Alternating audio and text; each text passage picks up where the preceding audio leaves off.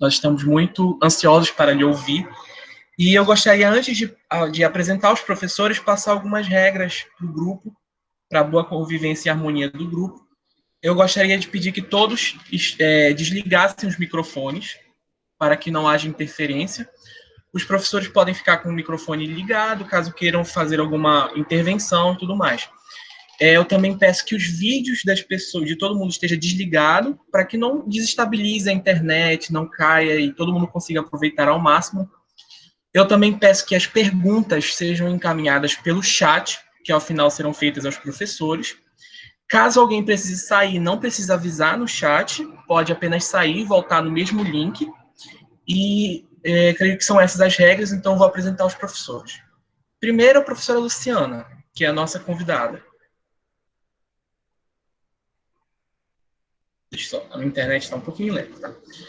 A professora Luciana é diretora-geral da Escola Superior de Advocacia, a ESA do Pará, é professora permanente do Programa de Pós-Graduação em Direito e Desenvolvimento na Amazônia, no mestrado profissional na UFPA, é coordenadora do Núcleo de Práticas Jurídicas da UFPA, é professora efetiva de Direito Empresarial e de Métodos Adequados de Resolução de Conflitos na Universidade Federal do Pará, professora de Direito Empresarial e Métodos Adequados de Resolução de Conflitos na graduação e na pós-graduação da Faculdade Estácio, é doutora em Acesso à Justiça e Efetividade do Processo, mestre em Direito do Estado e especialista em Direito Processual. O professor Sandoval é doutor e mestre em Direito pela Universidade Federal do Pará, na linha de pesquisa sobre constitucionalismo, democracia e direitos humanos, é procurador do trabalho lotado na Procuradoria Regional do Trabalho da 8ª Região, vice-procurador-chefe da 8ª Região, é professor da Universidade Federal do Pará, no programa de pós-graduação e na graduação. É associado da ANEP, do IDP e da ALP. Então, feitas as devidas apresentações, eu passo a palavra ao professor Sandoval, que vai começar com algumas inquietações, com algumas provocações, e ao término da fala dele, a fala será dada à professora Luciana. Muito obrigado a todos. Meu cordial boa tarde a todos, e Luciana, eu, quando estava conversando com Renato e a Camille para intermediar o nosso grupo de pesquisa, eu imaginei que viria um outro tema, e eles articularam um outro que sairia da caixa, e a minha imaginação primeira foi por uma razão simples. Eu acredito que nós somos muito mais próximos nas nossas linhas de pesquisas, na pós-graduação onde atuamos, você em uma e eu em outra, do que efetivamente se mostra nossa interlocução na UFPA. Na UFPA nós somos muito distantes, mas você trabalha com a ideia de conflito e suas formas de resolutividade, tentando, de alguma forma, prescindir do judiciário. Então, eu imaginei que viria alguma coisa por aqui, mas o grupo de pesquisa que nós temos registrado, ele tem a premissa de tentar trabalhar uma teoria que pudesse explicar algo antes da resolutividade do conflito, antes de se resolver. Veja só, até a Ludmila estava falando agora sobre a premissa do MP resolutivo, é algo que já antecede a resolutividade judicial, mas ainda é resolutivo. Então, eu acredito que nós estudamos muito pouco como os conflitos eclodem, como é que eles surgem, como é que eles aparecem. Quando a gente se percebe, a gente já está doente. E aí, o poder da cura é um poder mais doloroso do que um poder de evitar a cura. Sabe-se que, obviamente, a resolutividade extrajudicial ela é preventiva em relação à resolutividade judicial. Mas, se você olhar numa teoria do conflito, ambos são resoluções, ou seja, já houve um dano, já houve um ilícito, alguém já saiu ferido nisso. Por isso, o grupo de pesquisa que nós temos, ele tenta buscar a comunidade, o conflito, problemas e suas soluções, e para tentar verificar, enveredar para um estudo de paz ou de justiça. Mas não. O grupo de pesquisa, obviamente, seguindo a sua linha, resolveu nós fazermos sobre ensino jurídico enquanto mecanismo de acesso à justiça. E eu vou começar um pouco de ordem invertida sobre isso daí. Eu vou conversar expondo algumas posições que eu tenho, e, obviamente, provocando para que, de alguma forma, nós possamos fazer um diálogo descontraído aqui a esse respeito. Queria lhe agradecer pelo convite, Queria dizer que eu atendi o seu convite no Núcleo de Prática Jurídica, concurso lá, não sei como é que foi a repercussão lá, mas fiz lá o que tinha que ser feito. E aí, o primeiro aspecto que eu tenho é para falar sobre acesso à justiça.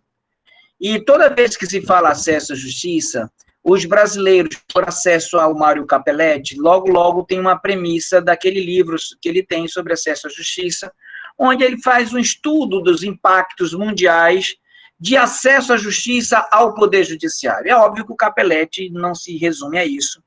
Ele inspira e mostra muitas outras coisas, mas na pesquisa que ele fez naquele livro, na década de 70, foi demonstrar como é que é o acesso à justiça pelo judiciário em todo o mundo, ou pelo menos, não todo mundo, de forma de todos os países, mas em alguns países que eram, naquela década, consideradas importantes e que estavam passando por crise ou por problemas de acesso à justiça.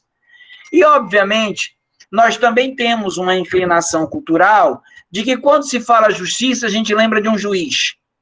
Quando se fala justiça, a gente lembra de um poder judiciário. E até parece que nós não temos condições de sermos justos. Isso tem um impacto duplo em nossa vida. O primeiro impacto que nós temos na nossa vida é que nos torna irresponsável pela concepção moral ou pela concepção de justiça que nós podemos ter. Nós usamos muito a palavra é justo, é injusto, isso não é certo, é errado, mas nós não pegamos, por exemplo, como diz o Kaufmann, a percepção de justiça à luz da comutação, à luz da distribuição, à luz do princípio da isonomia, à luz da equidade, ou seja, fazer uma percepção mais rebuscada sobre o que é justo e o que não é justo. Eu lembro que uma vez, eu lendo o livro do Délio Maranhão, ele faz uma comparação muito interessante, ele disse o seguinte: o primeiro juiz de qualquer causa, ainda se reportando a um acesso à justiça ou judiciário, dizia ele, o primeiro juiz de qualquer causa é um advogado. Porque o advogado, quando se emerge, quando se submerge, quando entra na concepção de alguma dor que alguém tem na vida, ele começa, com base em suas premissas do direito, dizer quem teria ou quem não teria razão. Ele estava enaltecendo um advogado. Mas esse enaltecer um advogado ainda é numa premissa de se ir ao judiciário. Logo porque, no Brasil, nós não temos um advogado negociador. Nós não temos como a Ludmila falou, um Ministério Público resolutivo, nós não temos um advogado resolutivo. Nós temos um advogado contendor. Quem é do meu grupo de pesquisa sabe, isso, na verdade, não deixa ser de uma decorrência de nossa cultura, de por que eu não me envolvo com as concepções de justiça, por que isso não me interessa, porque eu tenho um juiz que sabe tudo, eu tenho um advogado que sabe tudo, e eu posso passar todas as minhas dores para ele cuidar. E isso cria um dilema. Eu disse para que tinha duplo aspecto, já eu falo do segundo, e isso cria um dilema, e um dilema cultural que ele é mais conflituoso ainda. Por quê? Quando eu jogo meus interesses pessoais, eu me responsabilizo, e aí vem o duplo aspecto. Quando eu me responsabilizo, e eu jogo a responsabilidade para o juiz ou para o advogado, na minha psique está incutido de que esse advogado e esse juiz vai cuidar dos meus interesses conforme a concepção originária que eu tinha de justiça, porque por isso eu me sinto lesado, mas eu não revelo para ninguém. E se porventura não acontecer desta forma, o juiz não presta, o advogado não presta, ninguém presta. E, obviamente, nós temos um problema de dupla concepção a esse respeito de acesso à justiça pelo judiciário. Essa premissa eu tenho dialogado com muitas vezes aí, vem para mim desde a época de Moisés, desde a época de uma aproximação cristã, de que nós temos uma proximidade com Deus, nós conversamos com Deus. Não vou aqui conversar sobre isso, comecei a escrever isso no artigo sobre o ementismo e a tentativa de usurpação dos precedentes, mas isso vem culturalmente. Então, portanto, começa aí um grande desafio do ensino.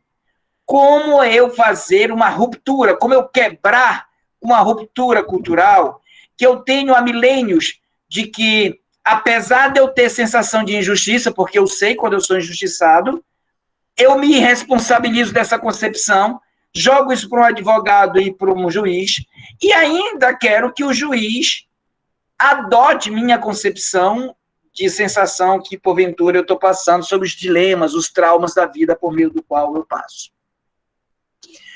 Obviamente que quando eu entro nessa chave de acesso à justiça, nós trazemos uma responsabilidade maior para os jurisdicionados ou para as pessoas que vivem, as pessoas que estão vivendo, as pessoas que têm suas relações nos seus dias a dias, que ficam felizes, que ficam tristes, que doem, que choram, que gritam, que têm seus direitos lesados, que violam direitos, ou seja, no ser relacional.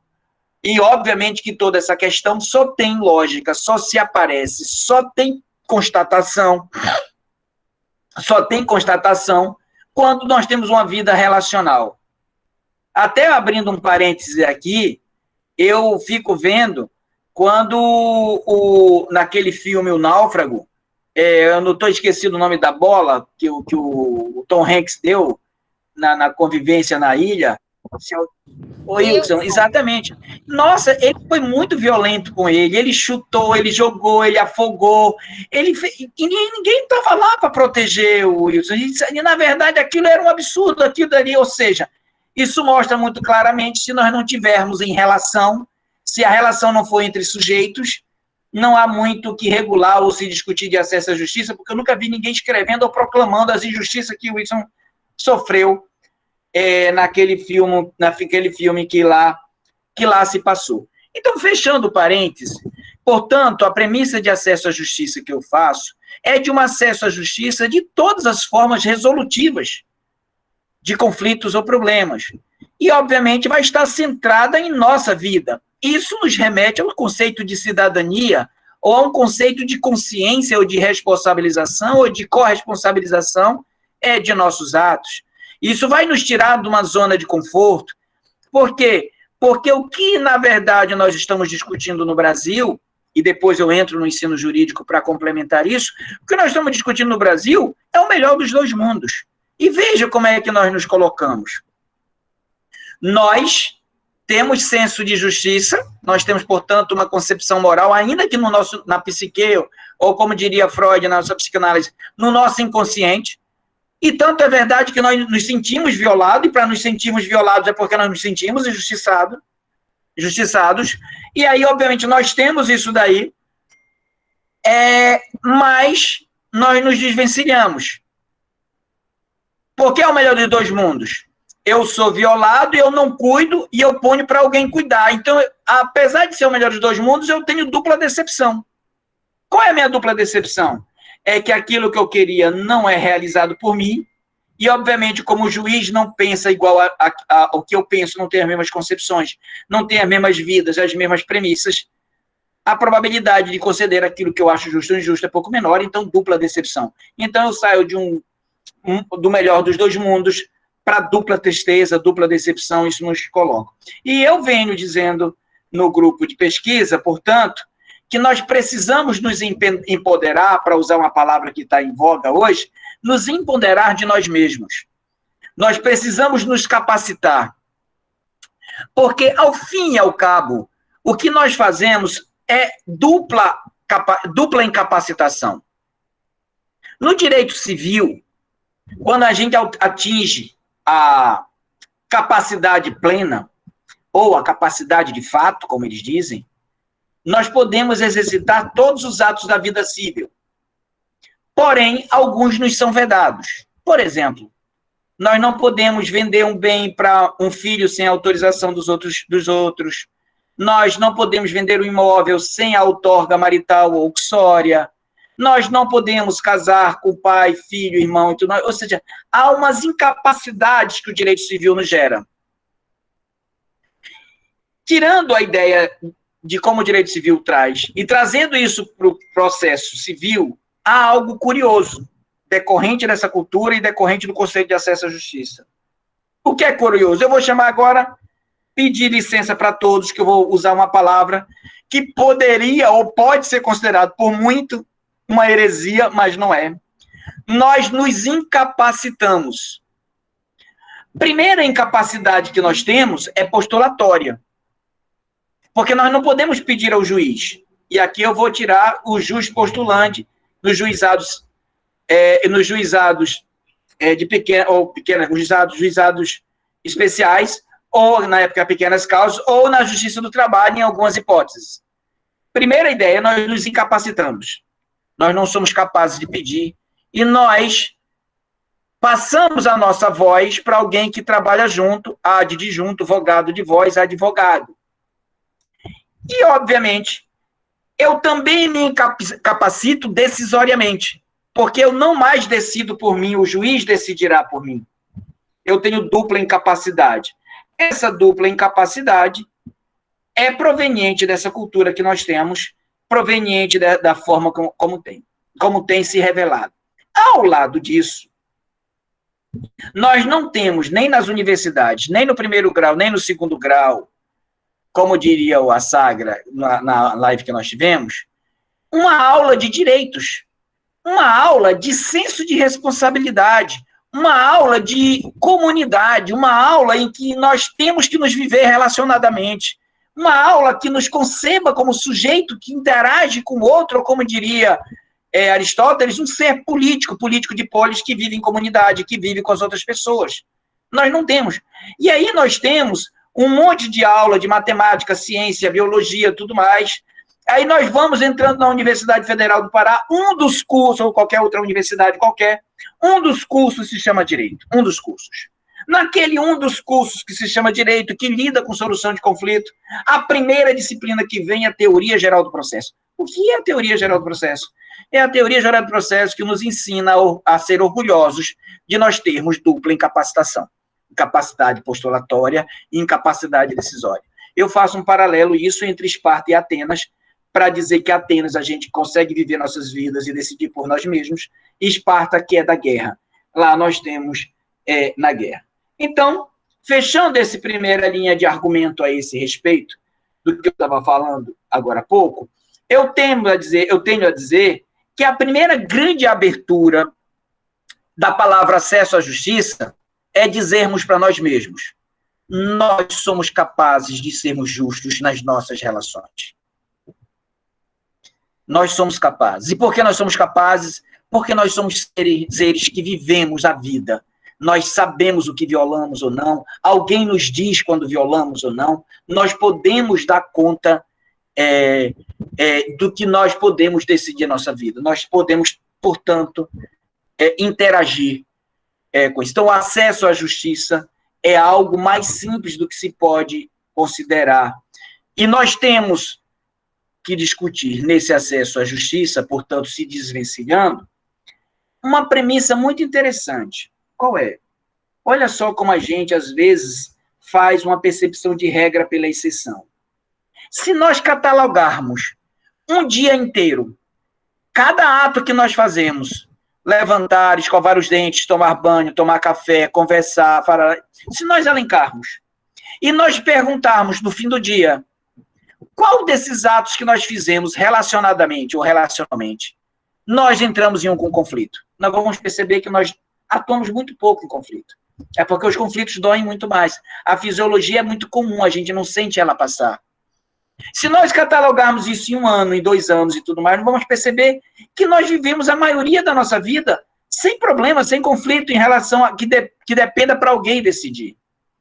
Desses limites, alguns poucos, nós não damos conta. E não damos conta por essa cultura que eu acabei de dizer agora, pelo ensino jurídico que nós temos, de dizer que nós não somos capazes de nos dizermos o que é justo e o que é injusto.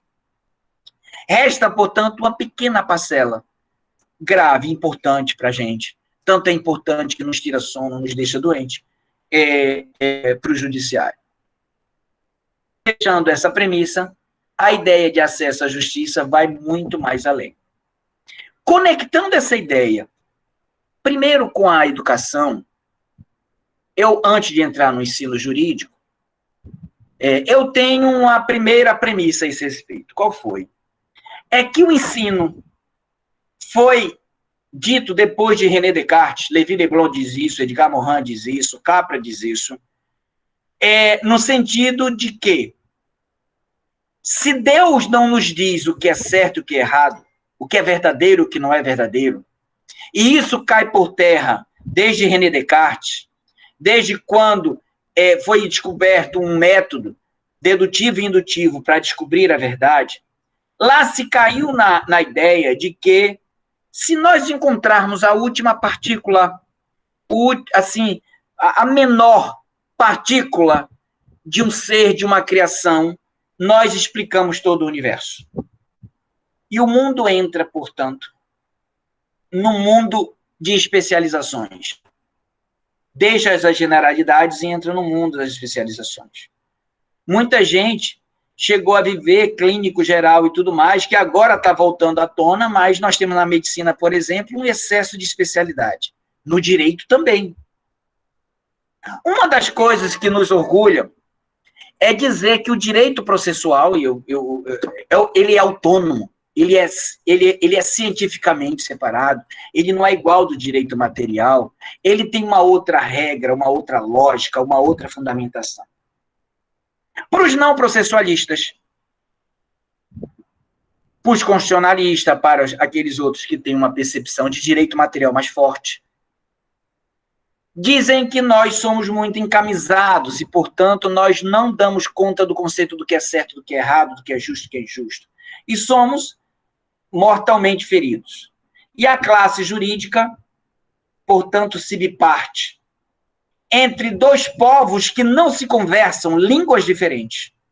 Um de direito processual e outro de direito, vou chamar aqui, não processual, e aqui tem um monte, constitucionalistas, civilistas e qualquer outra coisa que se possa elencar, onde os direito material tecem uma crítica muito forte aos processualistas, os processualistas não respondem, ficam quietos e calados, e continuam viajando no seu mundo imaginário de que tudo vai ser lindo e belo naquela premissa que tem lá.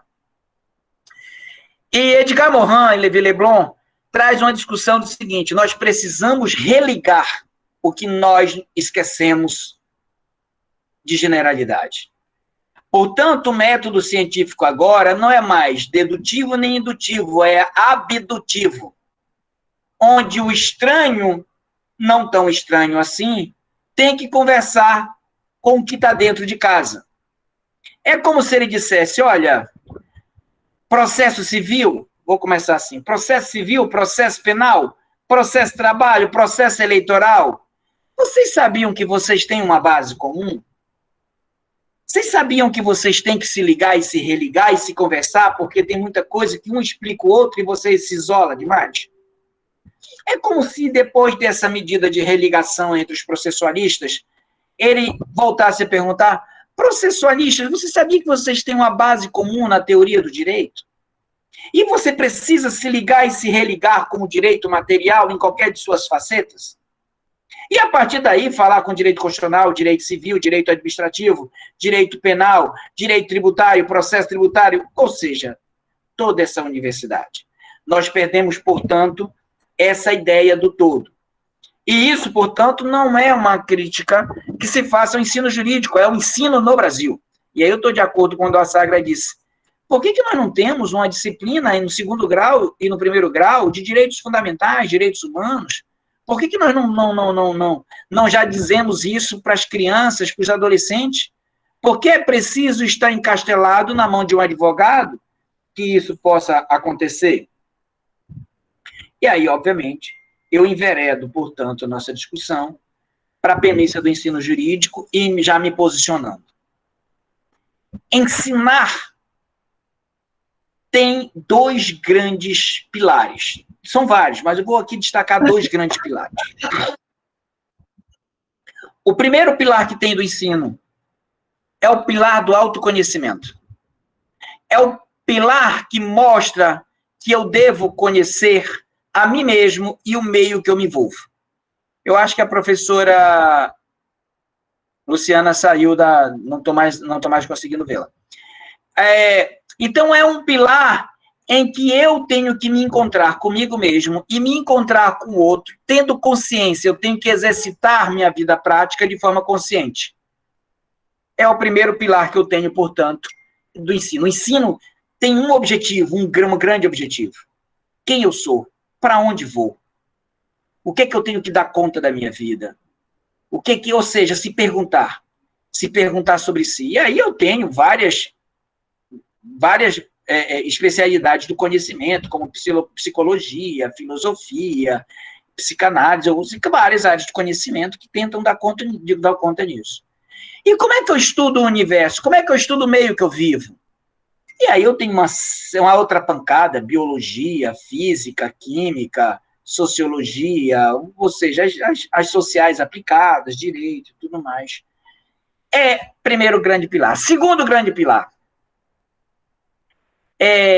qual profissão eu devo exercer?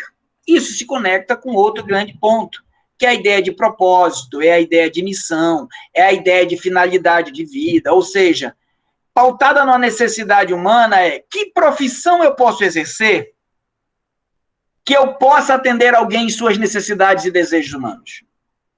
Será que eu vou confeccionar bolsa da Louis Vuitton? Será que eu vou construir carro? Eu vou ser advogado?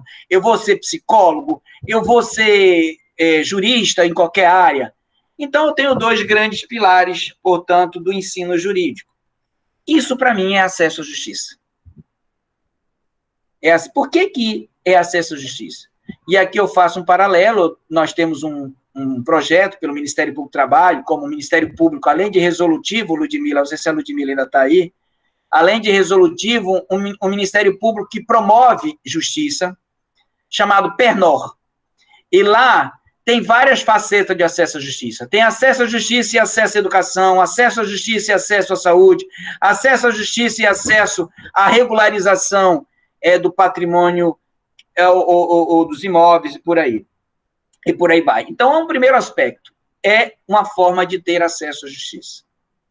E algo que nos é muito caro, Luciana, nessa ideia de ensino jurídico, é que por mais que nós tenhamos na linha de pesquisa de pós-graduação, como você, eu, nós temos outras pessoas trabalhando isso na universidade, nós não temos disciplinas de autocomposição, disciplinas resolutivas por autonomia, por cidadania, por percepção do nós, naquele pilar, do primeiro pilar do ensino, que é nós estamos aqui para sabermos quem nós somos, onde estamos, para onde vamos, propósito de vida, missão de vida. Tem uma pesquisa que disse aí, eu não sei se é verdade, dizem que é o seguinte: apenas 1% da humanidade sabe o que é propósito, tem consciência do seu propósito de vida e segue o seu propósito de vida. 9% não segue seu propósito de vida, apesar de ter consciência de que existe propósito e que possivelmente ele tenha um propósito de vida. E 90% desconhecem por completo o que é propósito de vida. E, obviamente, isso tem visto em várias pessoas que escrevem, como Siri Prembaba e tudo mais, tem um livro chamado Propósito, e outros livros que eu tenho. Quando você se desalinha com o propósito de vida, que pode ser discutido como dom, como qualquer coisa, você é levado à depressão, porque por mais que você faça alguma coisa, ou que você ganhe dinheiro, ou qualquer outra coisa, você desalinhado com o que o propósito de vida lhe vem a dizer, isso lhe traz uma inquietude da alma, e aqui eu vou me valer de Santo Tomás de Aquino, que ele diz que os sentidos humanos, eles servem para que a alma apreenda e compreenda a vida material, porque ela é pobre de vida material, e, portanto, ela vem para cá com uma necessidade de aprendizagem, uma necessidade de aprender aquilo que os sentidos aprendem, concebem. É a única forma da alma ter acesso ao que é material. Isso tem, Levi Leblon fala nesse contexto, não fala de Tomás de Aquino, mas fala no contexto do espírito exigir alguma coisa. O Livro dos Espíritos, que veio de uma pesquisa de Allan Kardec, também diz isso no mesmo sentido. Se você pegar a Bíblia ou qualquer livro sagrado que se tenha na humanidade, vai falar sobre propósito de vida, missão de vida e tudo mais. Então, isso nos conecta como acesso à justiça. E um acesso à justiça que nos dê liberdade para nos capacitarmos e incapacitarmos sobre um problema relacional. Porque, Luciana, presta atenção, que um dos grandes males que nós temos na humanidade é dizermos que nós somos independentes. Porque independência quer dizer eu não precisar de ninguém. Toda vez que eu estou sem ninguém, eu adoeço. Eu preciso conversar com alguém, tagarelar com alguém, bater papo com alguém. Eu preciso disso. Entendeste? Por isso que o Tom Hanks criou como é o nome dele? Esqueci de novo, da bolinha. O Wilson. Wilson. Criou o Wilson. Ele criou o Wilson porque ele não aguentava ficar sozinho.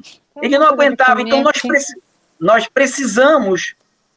precisamos estar aqui em relacionamento. Então, nós não somos independentes coisa nenhuma. Nós somos interdependentes. Nós nos relacionamos dependendo do outro. Nós nos relacionamos atendendo e sendo atendido pelo outro.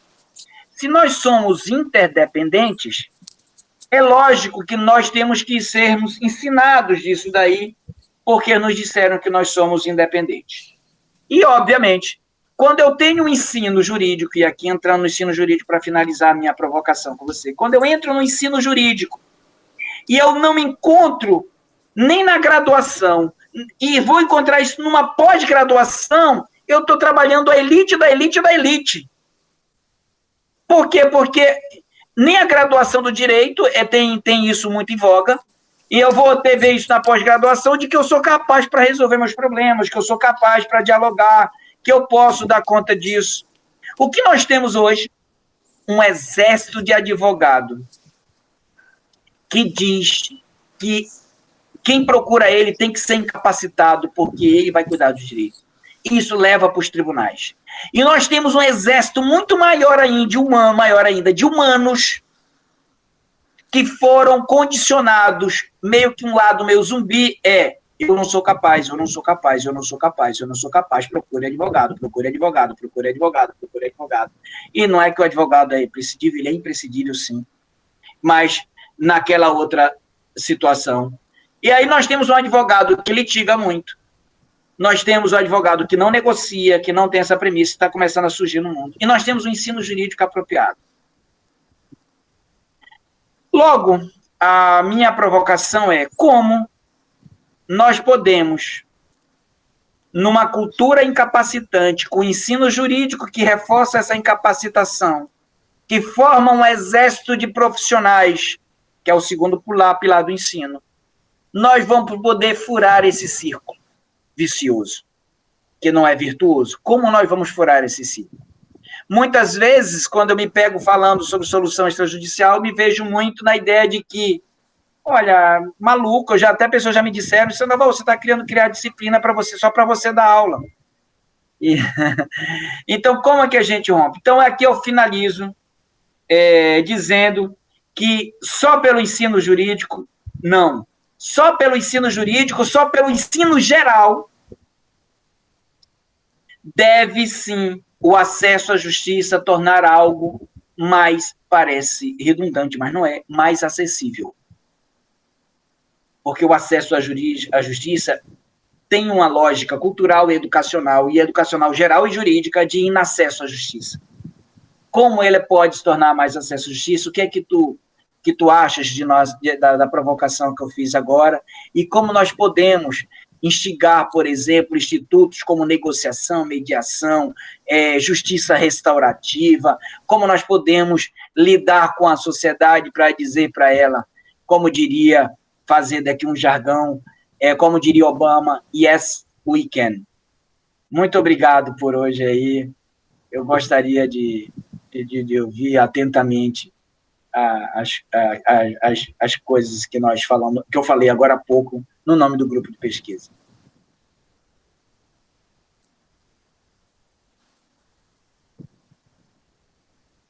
Luciana, eu não estou.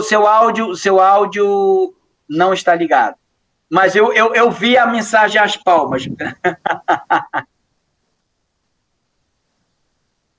Não consigo lhe ouvir. Não foi o computador que você, de novo, lá?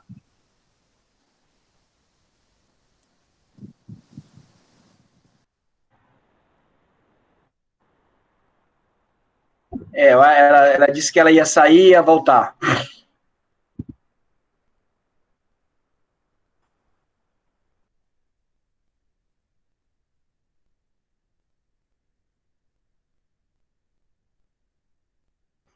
Aproveito aqui para registrar a presença de muitas pessoas que eu tenho conhecimento aqui, que são da pós-graduação, Marcelene, João Renato, Amanda, Tiago Vasconcelos. Voltou, mas não estou lhe ouvindo. Agora, está me ouvindo? Agora estou lhe ouvindo perfeitamente. Amanda Veloso, estou vendo também. Todos Durante sejam a sua explanação, caiu a minha conexão. E aí, quando eu voltei, ele não perguntou se eu permitia o microfone, eu não me toquei. Quando eu comecei a falar, eu vi que devia ser isso. E agora eles perguntaram. Eles não, o computador, né? Eu permiti, foi isso. Bem, primeiramente, professor, eu quero agradecer, cumprimentar todas e todos que estão aqui participando conosco, agradecer o seu convite, o convite que também foi feito pelo Renato Camille, que é do seu grupo, já foram meus alunos, queridos alunos, excelentes alunos, né, pupilos mesmo, nossos da UFPA. E agradecer também pela parceria do curso que o senhor ministrou no NPJ, nesse outro projeto que a gente está à frente de toda semana ministrar um curso online, oferecer um curso online em parceria com os professores da universidade, para também deixar os nossos alunos da universidade sempre com alguma atividade online, para não ficar ninguém parado, principalmente com a cabeça vazia. A gente precisa preencher a mente, né? E eu achei muito legal quando tu começaste a falar da questão dos conflitos, né? Que a gente só pensa realmente no conflito quando ele já existe. E nós tivemos, nesse momento que a gente está passando, uma mudança comportamental dos nossos clientes da advocacia. Porque como isso já é algo da sociedade, inerente à sociedade, de só procurar quando o conflito já está instaurado, e procurar o advogado, procurar o juiz, procurar o operador do direito para resolver a sua vida, no meio da pandemia, a situação foi outra. Eles se depararam com situações que ocorreram, que eles não sabiam como agir, mas que eles precisavam prevenir futuras situações piores. Então, houve uma mudança comportamental dos clientes da advocacia que passaram a procurar mais a advocacia para uma atuação preventiva, remediar, né, do que uma atuação punitiva, do que uma atuação já com conflito instaurado. Então, olha, a minha empresa teve que fechar as portas por causa do lockdown, e como é que eu faço agora com os meus empregados? O que é que eu faço com os meus tributos? O que é que eu faço com os meus contratos?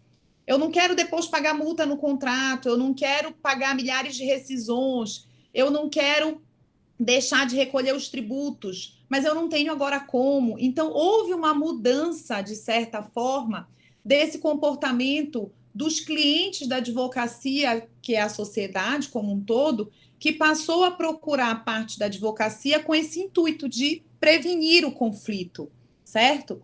Agora, vai da advocacia sugerir, e aí sim, obviamente, nós que tivemos a oportunidade de ter o ensino jurídico, de oferecer as formas de como ele pode estar resolvendo, ou melhor, reduzindo os conflitos ou não gerando os conflitos de forma preventiva. Eu concordo absolutamente contigo quando tu falas que a gente tem um ensino jurídico que pensa no acesso à justiça, o acesso ao juiz. E essa é a nossa maior dificuldade, é o nosso maior paradigma, entrave que a gente tem que ir quebrando. Aos pouquinhos a gente vai fazendo, vai plantando as sementinhas que eu sempre falo nas oportunidades que eu tenho de fala. Por quê? Porque a gente tem um ensino jurídico no Brasil que realmente está enraizado em duas situações. Uma, um ensino jurídico compactado, onde eu aprendo processo civil, eu aprendo processo penal, eu aprendo direito constitucional, eu aprendo direito empresarial. E apesar da gente falar de transversalidade, de interdisciplinaridade, a gente consegue fazer algumas relações.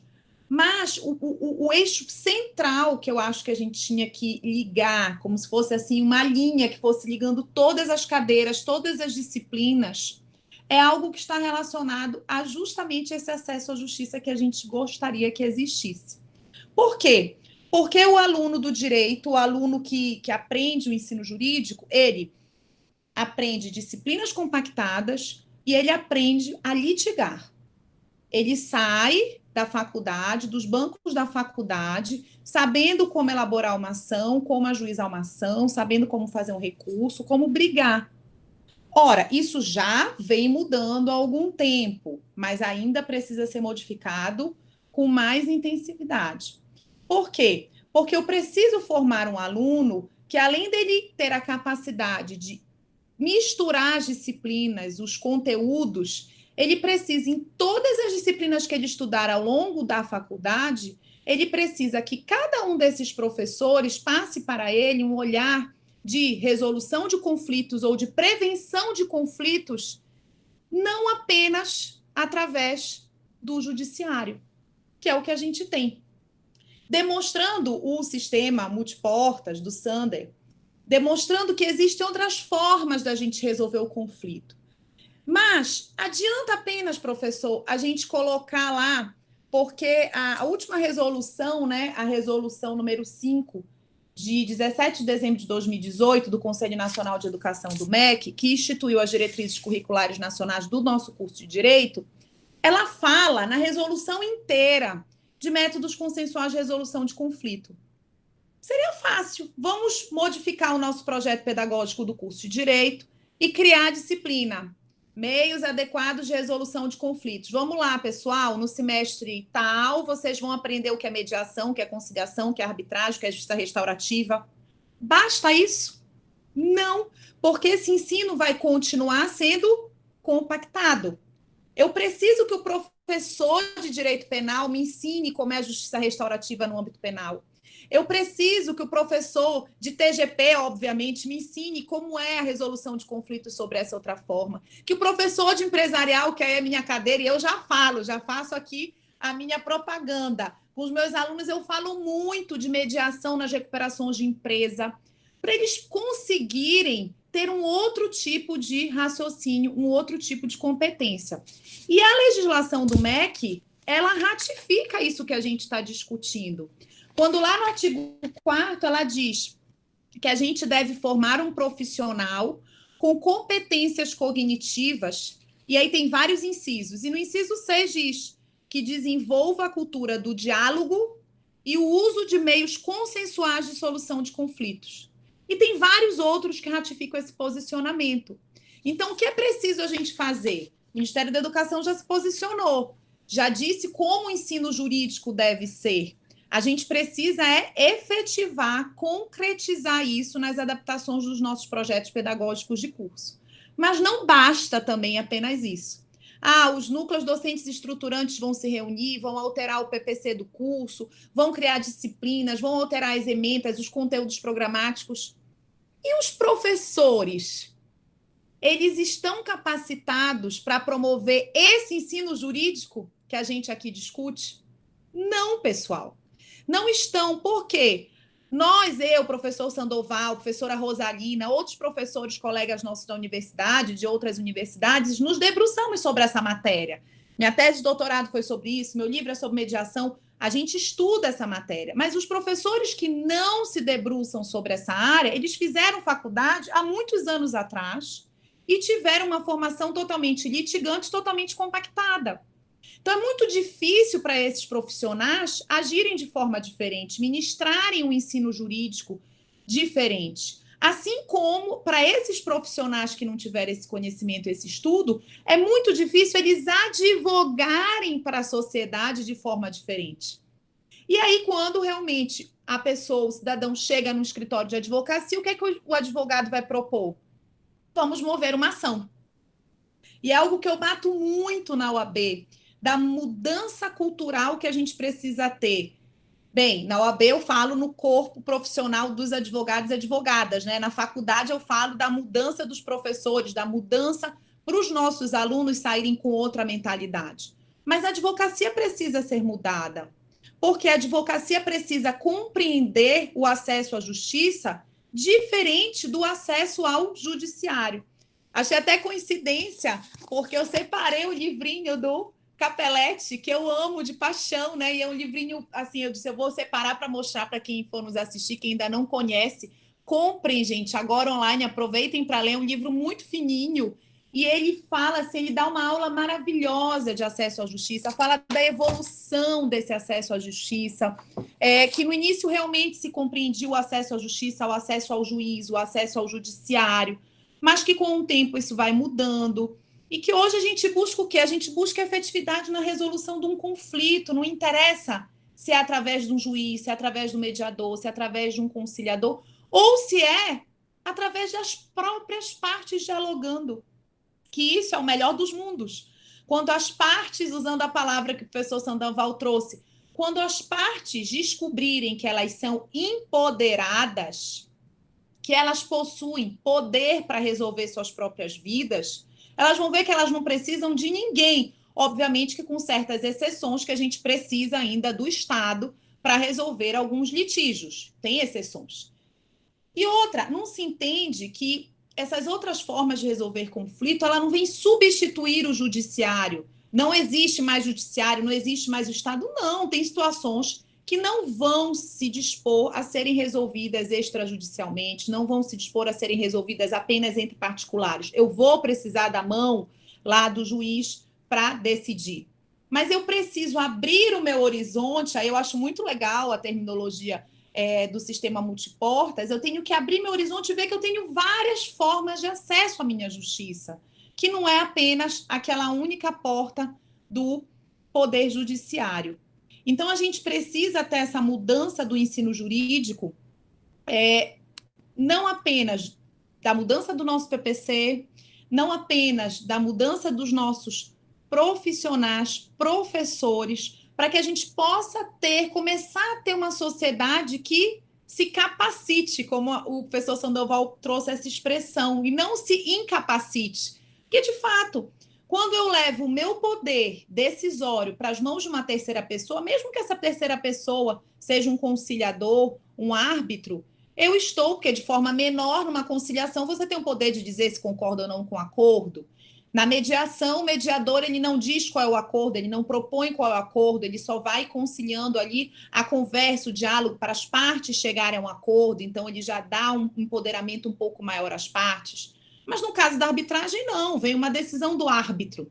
Então, as partes apenas se empoderaram no momento de decidir utilizar o meio de arbitragem, mas a decisão é de uma outra pessoa.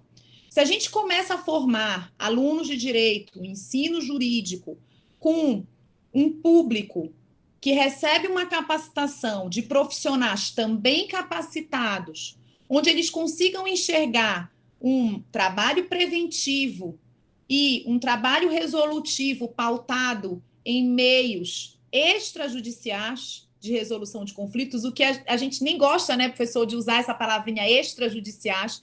A gente tem até uma crítica aí com a lei de mediação, que trouxe a mediação extrajudicial, porque tudo que é extra parece que o principal é o judicial. Então, o extra é aquilo que é acessório, né? Então, não é muito legal essa expressão, mas, enfim, tudo que está fora do judiciário, que pode se dispor muito bem para resolver as demandas. Mas eu tinha feito mais anotações. Judiciário que é extra autocompositivo, né, professora?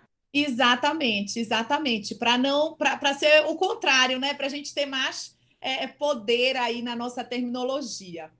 Eu tinha feito mais anotações, que aí eu vou puxar um pouquinho um outro viés aqui da discussão, porque ontem foi o dia da advocacia, né? E aí muita gente acha que é o dia da advocacia. Por que é o dia da advocacia? Não sei se todos vocês sabem, mas é porque ontem, dia 11 de agosto de 1827, foi o dia que Dom Pedro assinou uma lei, à época, autorizando a criação do primeiro curso de direito no Brasil. Era uma discussão que já vinha desde 1823, né, através das Assembleias Geral Constituinte, e que havia uma discussão porque queriam que o primeiro curso fosse em São Paulo e queriam, ao mesmo tempo, que fosse na Bahia. Nós tínhamos uma expressão política muito forte, né, na Bahia e em São Paulo. E acabou que o primeiro curso de Direito foi implantado em São Paulo e em Olinda, que depois a Faculdade de Direito de Olinda virou a atual Universidade Federal de Pernambuco. Mas, pessoal, lá naquela época, né, século XIX, o que a gente tinha era uma faculdade totalmente dependente e influenciada pela política. Então, só se ensinava o que queria. estávamos, né, nascendo aí com o ensino jurídico. Só lá para a década de 70 que a gente tem uma evolução e começa a se lutar pelo ensino livre, livre de qualquer controle, independente de qualquer controle. E aí eu trouxe esse históricozinho só por conta da gente estar no dia seguinte, né, a esse dia histórico que a gente está falando de ensino jurídico. O ensino jurídico nasceu na data de ontem, mais alguns anos atrás, muitos anos atrás, para mostrar que ele nasce um ensino jurídico vinculado, dependente, depois se luta pelo ensino livre, depois nós passamos por momentos de ditadura, onde nós tínhamos vários tipos de censura. Quem estudou nessa época é testemunha e várias pessoas falam muito desse período, como funcionava principalmente as universidades públicas, o quanto era difícil estudar, principalmente direito nessa época. E a gente chega, e o marco que eu coloquei aqui foi a resolução que eu mencionei ainda há pouco para vocês, que é essa resolução do Conselho Nacional de Educação do CNE de 2018, que é a resolução mais nova, digamos assim, que traça as diretrizes do nosso ensino jurídico no âmbito da graduação. Eu concordo, como o professor coloca, né, que ele citou alguma outra pessoa, da necessidade desses ensinamentos jurídicos já de virem desde os bancos escolares. E, pasmem, quando eu era do NPI, né, o Núcleo Pedagógico Integrado, a escolinha de aplicação da universidade, a gente tinha uma disciplina chamada Ética e Cidadania, onde a gente aprendia vários fundamentos, preceitos de direito. E agora, essa disciplina, os meus filhos estão estudando. Tem um outro nomezinho, agora eu não me lembro qual é o nome, mas eles estudam. O meu filho faz o 7º ano, minha filha o 8º ano, de uma escola privada, e eles estudam esses princípios. Então, já é uma certa evolução, no sentido de que eu preciso ir para uma faculdade de direito para conhecer os direitos dos cidadãos, os direitos, os deveres, o mínimo. Eu acho que não precisa, sem sombra de dúvida. E é uma forma, penso eu, de estar empoderando essa juventude. A quando começar a ter que procurar formas de tanto prevenir como resolver os seus conflitos, elas já se tornem mais empoderadas, mais capacitadas a resolverem de forma sozinhas, principalmente através do diálogo. Então, quando a gente tem essa evolução toda do ensino jurídico no Brasil, a gente chega, né, o último marco, digamos assim, seria essa resolução de 2018, e que é uma resolução que pensa, com certeza, em garantir a formação de bacharéis em direito com essas competências, com uma competência em que eles tenham o poder do diálogo, com uma competência em que eles tenham o poder de interpretar e aplicar as normas, de ter o acesso à justiça, mas eles não fecham o conceito do acesso à justiça, ao acesso ao judiciário. Pelo contrário, o inciso 8 fala: competência de atuar em diferentes instâncias extrajudiciais, administrativas e judiciais, com a devida utilização de processos, atos e procedimentos. Então, ratifica muito essa mudança de concepção do ensino jurídico no Brasil.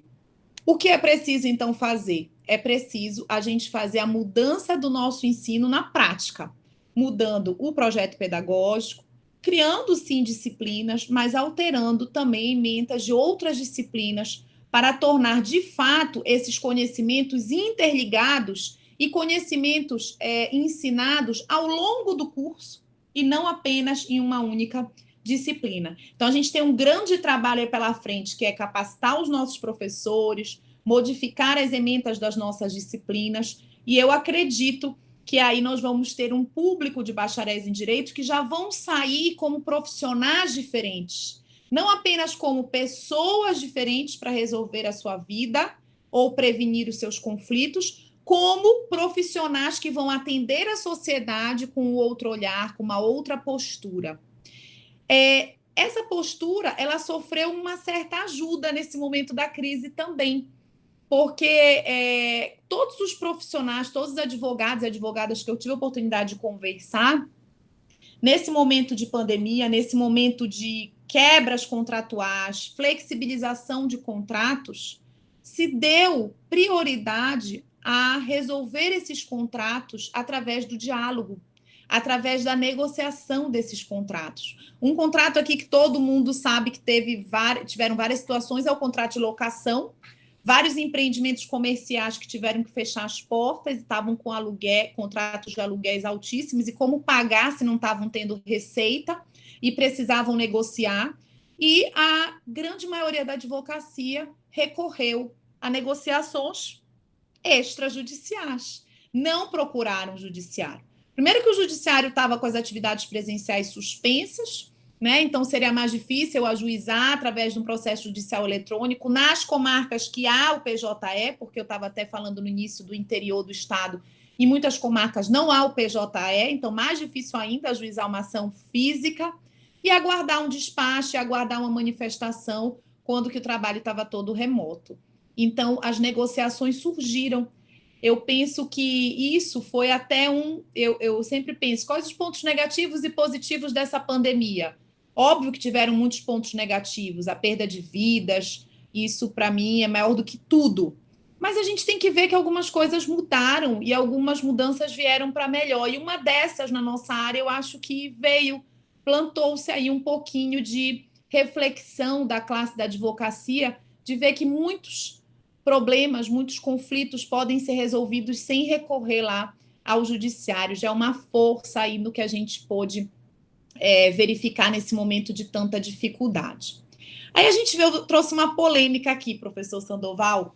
Eu acho que foi a Ludmila que falou do Lênin Streck, né, do artigo dele do Conju, que é uma crítica que todos aqui que são da área jurídica, creio eu, que estão nos ouvindo, sabem que nós temos uma problemática com o ensino jurídico, que é a quantidade de cursos de direito no Brasil.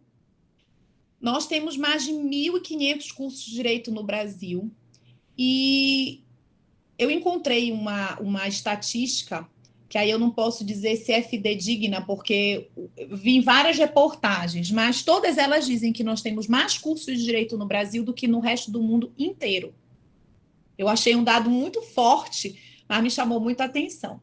O fato é que nós hoje temos mais de 1.200.000 advogados e advogadas. E vejam como esses profissionais saíram da faculdade. Eles saíram, a grande maioria, recebendo uma formação litigante, recebendo uma formação compactada, recebendo uma formação aversa a resoluções consensuais, autocompositivas, enfim. Por culpa deles, não, por culpa de como é o ensino jurídico hoje no Brasil, na sua grande maioria. E aí nós nos deparamos com algumas dificuldades. Por quê? Eu busquei os dados, e aí sim, uma fonte fidedigna, né? Aquele relatório Justiça em Números do CNJ, eu adoro ver aquele relatório. Adoro, assim, por causa dos dados, mas quando a gente analisa os números, a gente se assusta. E o relatório que a gente tem é ainda do ano de 2018, que foi publicado ano passado. Ainda não saiu desse ano, referente a 2019. E pasmem, não sei se alguém já viu esse número. Em 2018, foram ajuizadas, vejam, ações novas, não estão aí recursos, tá? Só ações iniciais, petições iniciais novas. 19,5 milhões de novas ações só no ano de 2018. Eles acessaram a justiça? Será? Eles acham que isso é acessar a justiça? Acessaram, deram entrada numa ação e está lá a petição dentro do judiciário. Mas que acesso à justiça é esse? O acesso à justiça efetivo, que o Mauro Capelletti fala muito, né, nesse livro. Que efetividade é essa que a gente tem quando delonga demasiadamente para nós termos uma resposta do judiciário? Que acesso à justiça essas 19,5 milhões de pessoas, no mínimo, né? Se tiver uma pessoa no polo ativo em cada uma dessas ações, teve. E aí a gente vai buscar um pouquinho o nosso texto constitucional, porque o nosso texto constitucional, em 88, ele foi elaborado no momento pós-ditadura, muitos direitos, muitas liberdades, e muito se buscou colocar na nossa Carta Magna possibilidades, ferramentas, instrumentos de quê? De acesso à justiça. E essas ferramentas foram efetivas, estão sendo efetivas ao longo de todos esses 30 e poucos anos, né? Foram na concepção do que foram as ferramentas criadas para qual acesso à justiça que eles entendiam. E era o acesso à justiça de quê? De acessar o judiciário. Era essa a ideia à época. Criou-se várias ferramentas, as defensorias públicas, os remédios constitucionais, as custas judiciais gratuitas, e assim vai, vários exemplos. Vejam, tanto funcionou que nós estamos com essa quantidade imensa de ações no judiciário. Ninguém pode dizer que é impedido de acessar o judiciário. Mas esse judiciário que a Constituição trouxe tantas ferramentas para nós acessarmos, é essa justiça que a gente quer? E eu afirmo aqui que não é a que eu quero. Para mim, para os meus clientes, para os meus familiares, para os meus amigos. Não é essa a justiça que eu quero.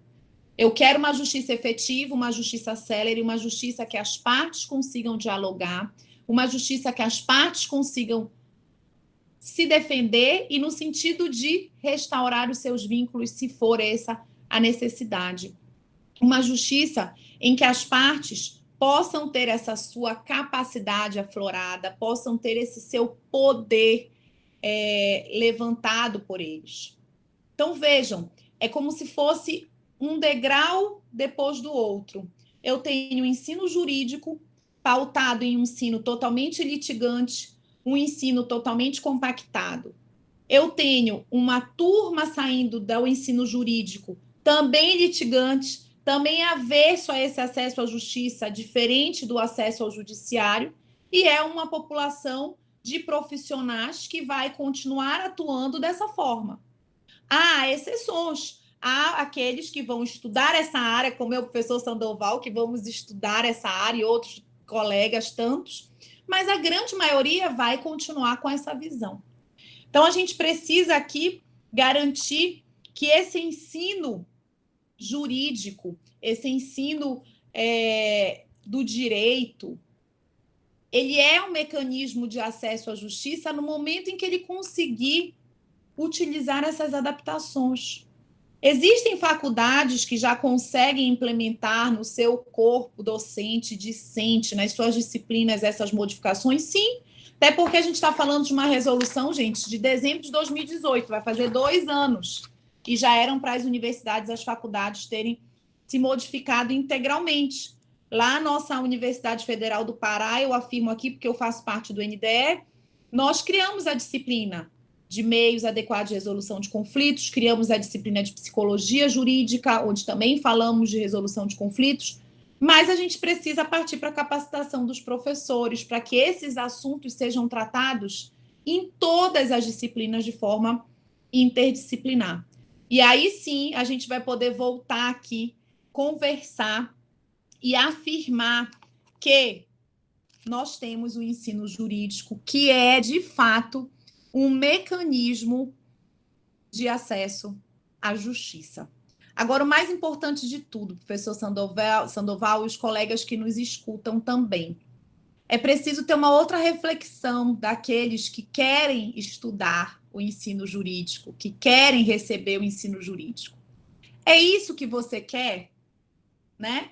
Nós tivemos uma mudança na postura dos alunos de direito há uns 20 anos para cá. Antigamente, os profissionais de direito faziam direito, a grande maioria, porque queriam advogar, e o concurso público ficava em um segundo plano, certo? Porque alguns ainda diziam, eu vou deixar de ganhar muito advogando para fazer um concurso, que os salários não eram tão atrativos. A questão é que hoje, infelizmente, muitas pessoas, não infelizmente fazer o concurso público, tá? Excelente a escolha, nenhum problema. A questão é que muitos escolhem o direito não sabendo nem o que vão estudar, e sim querendo apenas passar no concurso, ter estabilidade e ganhar um bom salário. Não que isso seja errado, mas você deve refletir e saber se aquilo tem a ver com a sua vocação, tem a ver com o seu comportamento, tem a ver com o seu ponto de vista, porque senão você vai ter uma dificuldade de aprendizado, você vai ter uma dificuldade em termos de felicidade e de vida.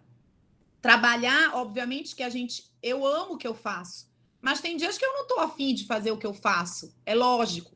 Mas se na grande maioria dos dias eu não estiver afim, é porque eu não estou gostando daquilo que eu estou trabalhando. E a gente precisa gostar daquilo que a gente está fazendo. É o propósito aí que o professor Sandoval bem colocou, citando vários autores que tratam em inúmeros livros desse propósito de vida. Eu sempre falo, a gente tem que saber aonde a gente quer chegar e traçar o nosso caminho, qual é o propósito da nossa vida. O meu propósito é fazer direito para passar num concurso, para ter a minha estabilidade, para ter uma boa remuneração. Tem algum problema nisso? Nenhum problema. Mas saiba que para você alcançar a sua meta, o seu propósito de vida, você vai ter que receber um ensino jurídico e que esse ensino jurídico deve ser compreendido da forma como a gente está conversando aqui, sob pena de você acabar sendo mais uma pessoa que abandona um curso, que não tem, né, uma felicidade aí no exercício da sua profissão. Então, é muito importante que esse ensino jurídico seja também para aqueles que querem, de fato, receber esse ensino jurídico e se tornar um operador do direito, que nós temos várias oportunidades, isso é fato, eu sempre digo, o curso de Direito é um curso que abre um leque de opção profissional muito grande. Ai, Luciana, eu não gosto de advogar, eu não quero ser profissional autônoma, eu quero fazer um concurso para ter uma estabilidade, enfim, eu não sei administrar meu próprio negócio. Não há problema algum, pelo contrário, o direito te permite isso. Mas o ensino jurídico precisa ser visto com esse olhar que a gente está discutindo aqui. Um olhar de um ensino jurídico pautado nessa mudança comportamental. Eu não posso continuar tendo o ensino jurídico lá do tempo do Dom Pedro, que eu mencionei aqui para vocês, de quando foi criado o curso de Direito. Eu tenho que ter um ensino jurídico moderno, que acompanhe a realidade da sociedade. E principalmente agora, que eu mencionei a mudança da postura da sociedade, a mudança da postura dos nossos clientes, em ter um comportamento de procurar a advocacia para conversar, para dialogar, para saber alternativas, para não sofrer prejuízos ou sofrer o mínimo de prejuízos possível. Então, a gente já está tendo uma mudança na sociedade. Então, o nosso profissional também tem que ter essa mudança. Se ele já saiu dos bancos da faculdade, acho que tem pessoas aqui, né, como a Ludmila colocou, já é promotora. Não recebemos, Luciana, essa capacitação, esse conhecimento, esse ensino jurídico na faculdade. Eu também não recebi. Eu fiz 16 anos de formada esse ano, eu não recebi nenhum tipo desse ensino jurídico. Mas não quer dizer que a gente sai dos bancos da faculdade, que a gente para de estudar. Eu digo até que a gente estuda até mais do que na faculdade, porque a exigência no mercado é bem maior. Então, a gente precisa continuar indo em busca desses cursos de leitura, principalmente de livros, de coisa nova, e continuar se aprimorando e se atualizando para continuar no mercado, sendo profissionais que realmente a gente tem a oferecer mais para a sociedade, mais para os clientes, mais para outros públicos que a gente vem atender enquanto operadores do direito. Eu acredito nessa mudança e acredito que aos poucos isso vai sendo modificado. O que é difícil, né, professor Sandoval? Porque é uma mudança cultural. Somos um país extremamente legalista, positivista e um país que acredita que só vale quando vem a decisão do juiz. Se for uma decisão entre as partes, não tem valor. Por quê? Porque as pessoas, como o senhor bem colocou, se incapacitam, né? Achei muito legal essa sua expressão. Toda a capacidade que as pessoas têm para decidir suas próprias vidas, elas não enxergam e transferem esse poder, essa capacidade para terceiros, se sentindo mais seguras. Mas isso é um comportamento cultural que a gente precisa, aos poucos, ir abrindo os olhos da sociedade, abrindo os olhos dos alunos de direito, dos professores, dos profissionais do direito, para que, aos poucos, a gente vá modificando. Muito já houve de modificação quando a gente já tem esses meios consensuais de resolução de conflitos implementados no Código de Processo Civil de 2015, quando já temos uma lei de mediação, quando já temos uma política pública do CNJ desde 2010 a respeito, quando já temos a criação dos Sejusques, né? Aqui na UFPA, aqui não, né? Lá na UFPA, a gente tem o 7º Sejusque vinculado ao NPJ, onde a gente faz sessão de conciliação, sessão de mediação. Então, já é uma evolução. É o ideal a forma como lá é feito? Ainda não é, eu tenho várias críticas, mas já é uma evolução e, com certeza, todo mundo que está nos ouvindo aqui já vai sair desse nosso bate-papo incentivados a estudar e a seguir esse caminho que eu creio que é um caminho principalmente da pacificação social, e é o que mais a gente precisa, de paz nessa sociedade, nesse mundo. Essas as considerações que eu gostaria de fazer. Muito obrigada por terem me ouvido, eu fico à disposição.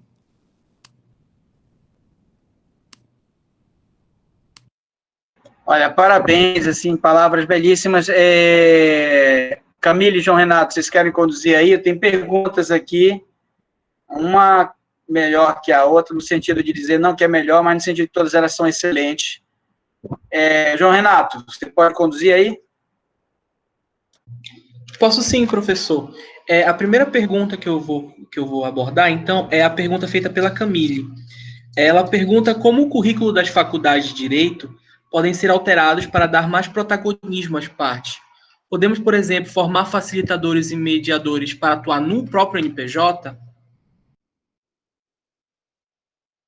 É para mim ou professor Sandoval? Ou para os Acho que são dois? dois. Ambos podem responder. Tá. Pode, depois eu falo. Assim, atualmente, para formar mediadores, né, a gente precisa ter o curso do CNJ, que é fornecido, que é realizado através da Escola da Magistratura. Então, ainda tem essa vinculação, digamos assim, de só poder formar novos mediadores que já foram capacitados, que já foram certificados. Então, hoje, nós formarmos mediador... Mas, assim, estou falando de mediador judicial, tá? Mas agora que eu vi que a tua pergunta aqui é facilitadores e mediadores, geral. Não há problema algum da gente formar alunos capazes de serem facilitadores e mediadores. Como? Veja, Camille, eu não acho que seria uma necessidade a gente criar uma disciplina na faculdade de formação de mediadores e facilitadores. Se a gente conseguir que todas as disciplinas, os professores, ensinem a matéria de direito com essa visão de facilitar, de mediar, de solucionar, a gente vai ter, ao final do curso, grandes facilitadores e mediadores. Por quê? Porque eu tenho algumas competências que eu preciso desenvolver nos alunos, que elas não são competências que vão ser desenvolvidas quando ele aprende uma única disciplina. Pelo contrário, essas competências, elas são gerais, elas vão ser o resultado de vários aprendizados que você vai ter, aquelas doses, né? Semestrais, digamos assim. A cada disciplina você recebe uma dose daquela competência e, ao final, você vai sair com a competência que a gente precisa, que a gente quer, que é um profissional capaz de ser um facilitador, capaz de ser um mediador, capaz de oferecer o diálogo às pessoas que o procuram. É isso que eu imagino. Eu não acho necessário a gente ter uma disciplina específica de ensinar. Agora, nada impede que a gente ofereça, até pelo NPJ, já me deste uma ideia legal, um curso de facilitador e de mediador, né? Um curso de atividades complementares. A gente monta um programa com tantas horas, uma carga horária, e vocês vão ganhar um certificado que vocês fizeram um curso de facilitador e mediador, conhecendo todas as ferramentas, as técnicas, e seria uma complementação, digamos assim, né? Um conteúdo complementar ao curso de Direito. Isso aí eu acho que é totalmente viável. Já ficou uma ideia aqui para a gente fazer. Nem precisa do retorno, né, professor, das atividades presenciais. Dá para a gente fazer até online esse curso, olha lá. Olha, Camille, é o seguinte, eu concordo com o que a professora Luciana está falando, mas, assim, eu acredito, professora Luciana, como a gente está lidando com uma cultura milenar do litígio, não sei, estou aqui abrindo uma possibilidade de reflexão. de que talvez, sim, seja necessário abrir uma disciplina que o núcleo, o núcleo de prática jurídica faça cursos lá, e aí até entrando no outro da Camille, que os projetos de extensão leve isso para a comunidade, facilitando a vida das pessoas. Por quê? Porque me parece que tem que ser uma força 100 para conseguir o resultado 1. Porque nós estamos lidando contra... Tem as perguntas aí, e eu estou fazendo essa pergunta, que eu já li todas que fizeram, e elas estão conectadas. Nós temos uma barreira cultural, e nós temos uma barreira de classe. Tem uma pergunta mais na frente, onde, na verdade, quem ocupa os postos de decisão político-burocrática no Brasil ainda é a classe dominante. Que, de repente, ela se desvencilhar disso, represente, mas eu vou deixar para um outro momento. E até, maravilhoso, além disso, professor Luciano, é o seguinte, eu entro lá no núcleo de prática jurídica, tem um monte de aluno atendendo gente para redigir uma petição. Por que não esse aluno não está facilitando um diálogo com outras pessoas? Por que não queimar uma autocomposição antes? Por que não, assim, sabe, assim, além de, assim, eu acho que a gente deveria, tipo assim, faca na caveira, ir para toda a força possível e imaginável, porque você não transforma um espartano em um ateniense da noite para o dia.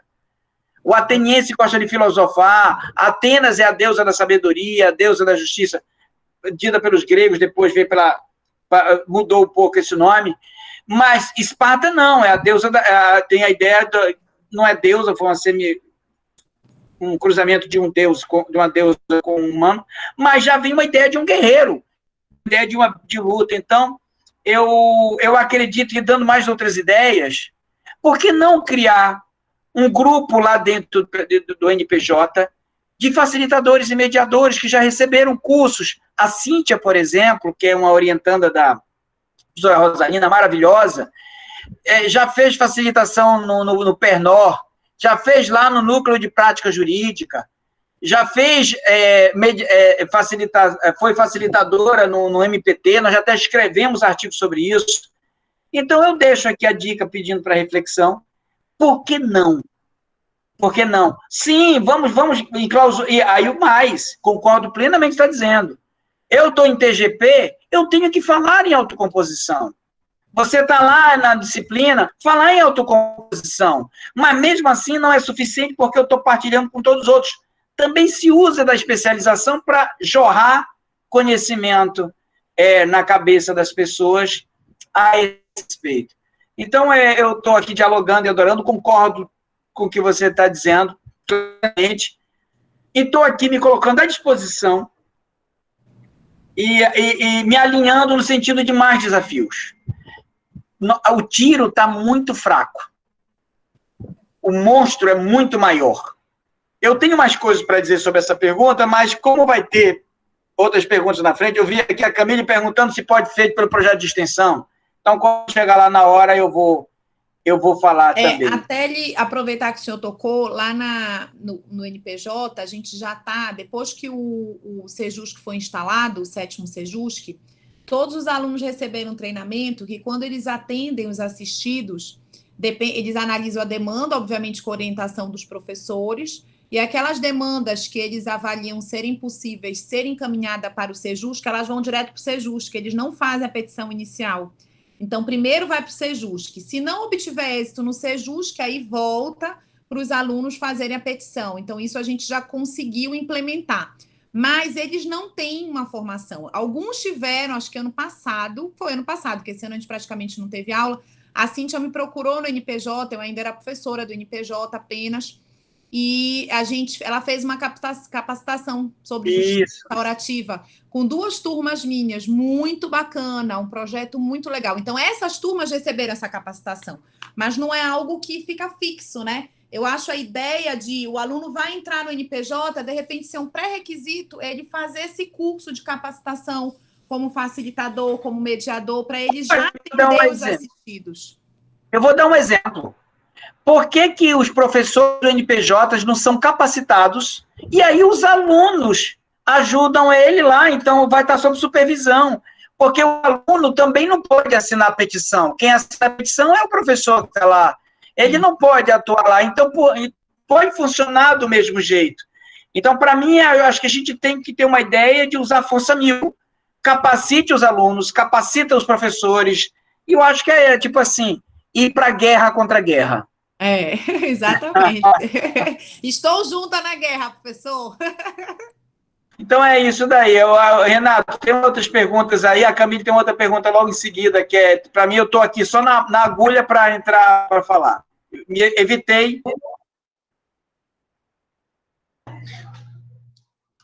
Professor, como a Camille já foi lida uma pergunta dela, eu vou ler as do demais e caso sobre tempo eu volto para dela, para a gente também oportunizar os outros. Tá.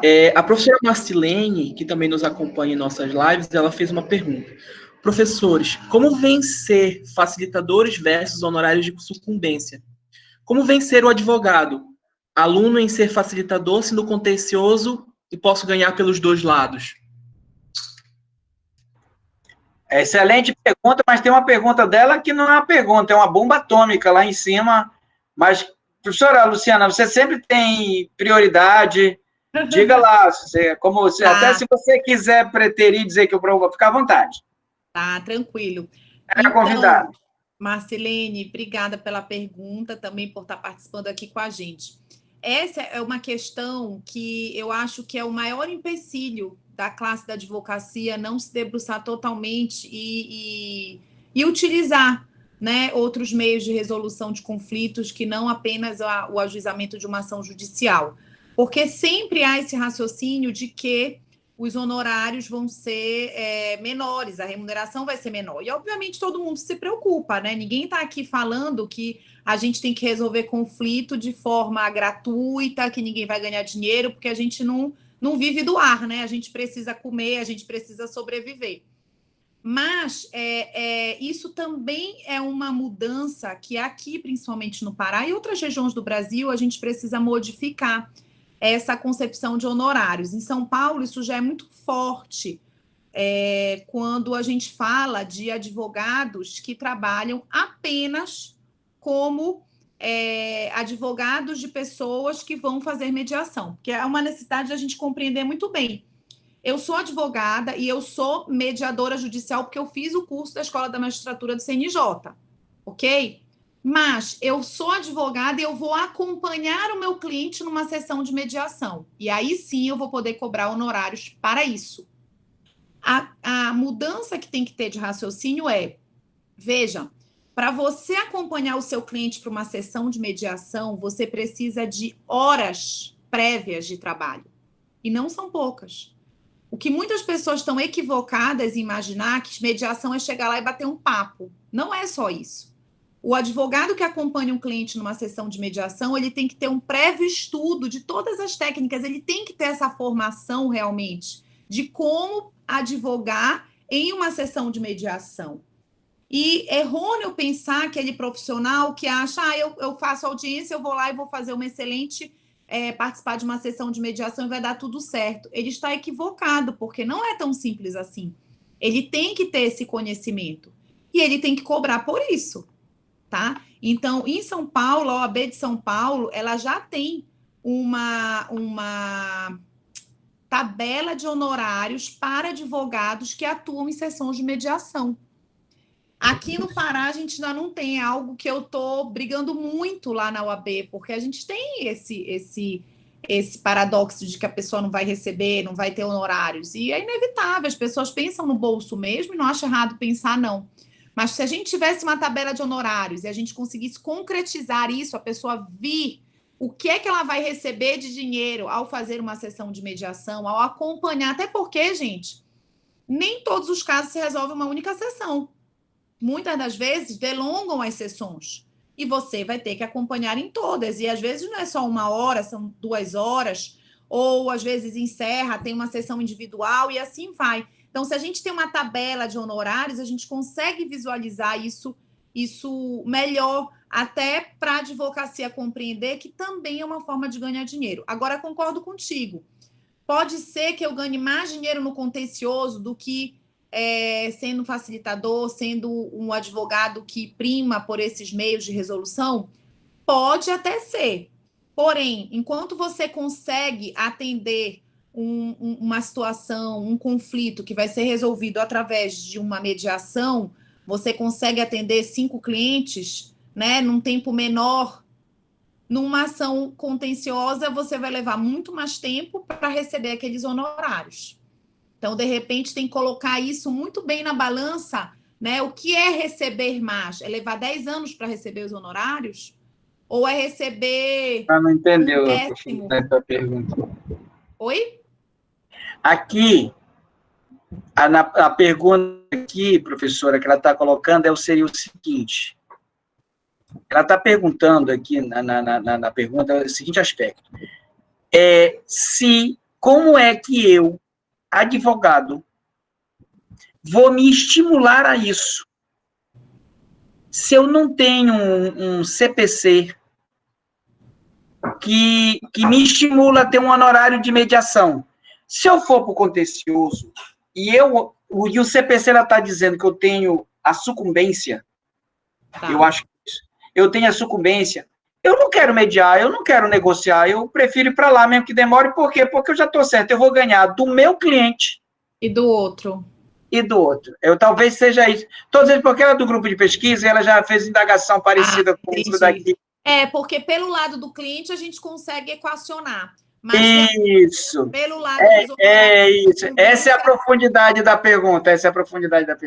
Daí são tantas as críticas, inclusive o meu livro eu trago muito essas críticas, de como foi implementada as sessões de mediação, o trabalho não só do mediador, mas como do advogado numa sessão de mediação, porque ainda há muito uma visão de gratuidade. Vai lá e trabalha de graça, vai lá e recebe um pouquinho de piegas, tipo assim, até na cultura, eu concordo plenamente contigo, que é tipo assim, o juiz me deu razão, nossa, que bacana, lava a alma.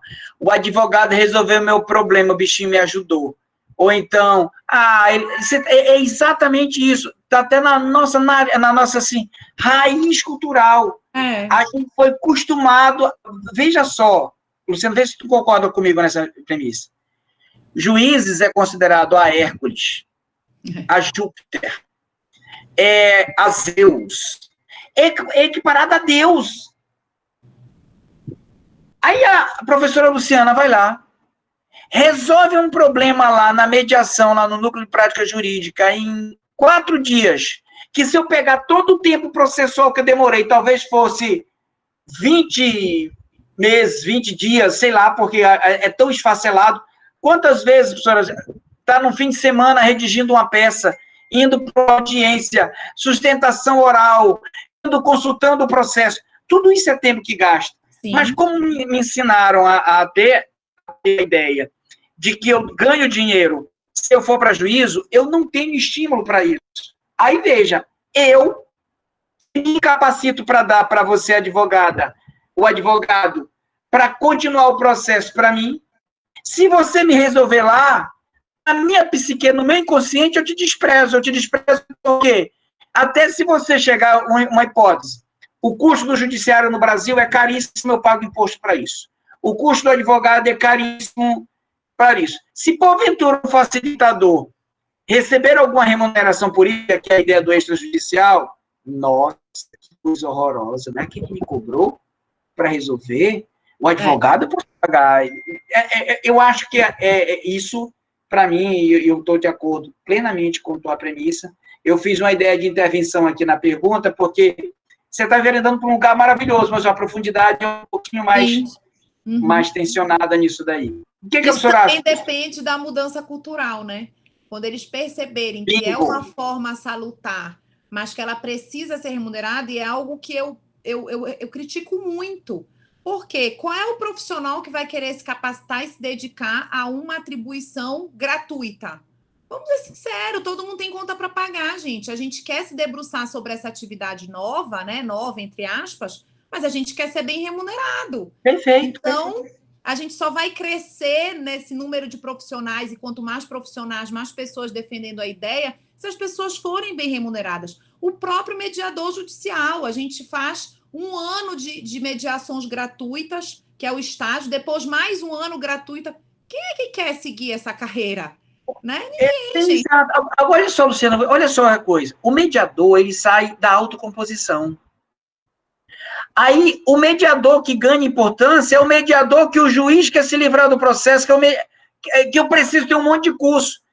E se eu quiser, e se imagine que alguém tem um poder de mediação maravilhoso, tem um cara que é até no Morro do Alemão, e eu indico ele na extrajudicial, indico ele, e ele resolve nosso problema, e ele atua nosso problema, mas veja, o cara é famoso porque veio do Morro do Alemão, ele se dedicou a vida dele a compor conflitos lá no Morro do Alemão em outra premissa, entendeu? Então, e aí quem é esse rapaz do Morro do Alemão? É o cara bonzinho, legalzinho, que não é que ele faz e resolve as coisas direitinho. Quem é o juiz? Ah, o juiz. Oh, não, nossa, o juiz é o juiz. É o todo-poderoso. É o doutor fulano de tal. Então, eu acho que é essa pegada que a gente tem que bater culturalmente. Por que não ter a mediadora Hércules ou a mediadora Atenas? Por que não ter o facilitador Hércules, o facilitador Atenas? Por que não? Essa, para mim, é a grande sacada no jogo. E eu acho que a gente pode, sim, se irmanar nessa guerra contra a guerra, que a gente falou. É a valorização desses profissionais que a gente precisa lutar, né? Exatamente. Mas, Luciana, tem uma coisa assim que eu fico me pensando. Como romper a cultura? Porque não é só do advogado em si. Porque o juiz é da sociedade, está na cultura, sabe, assim, se tivesse aqui uma live sobre tutela provisória, sobre recursos especiais, sobre apelação, sobre poderes do juiz na execução, talvez tivesse muito mais gente. Entendeu? Então, é da gente mesmo. Eu me sinto, às vezes, assim, na ideia que eu vi uma pergunta ao encontro do que a Camille aqui falou, se as pesquisas de extensão também não podem. Claro que pode, no Pernol lá, por exemplo, alguém fala de acesso à educação, à saúde. Depois disso, olha só, tu nem sabes, mas tu foste vítima do Pernol. Vou te dizer um pouquinho como tu foste vítima. O Pernol vai lá, uma hipótese, pode ter sido, né? Aí ter acesso à educação, acesso à saúde, regularização, justiça do trabalho, qualquer coisa que tenha. Depois que o aluno dá aula, o aluno atende quem se sentiu tocado pelo que foi dito. Se porventura se resolver lá na hora, uma mera orientação, tudo bem. Se não, é encaminhado para o núcleo de prática jurídica, para a defensoria. Por quê? Porque aí isso é uma forma de acesso à justiça. Sim. Isso é uma forma de acesso à justiça. E aí, de repente, vocês receberam grandes atendimentos lá, Luciana, lá. Sim, no NPJ, né? Culpa da Camille e do Renato.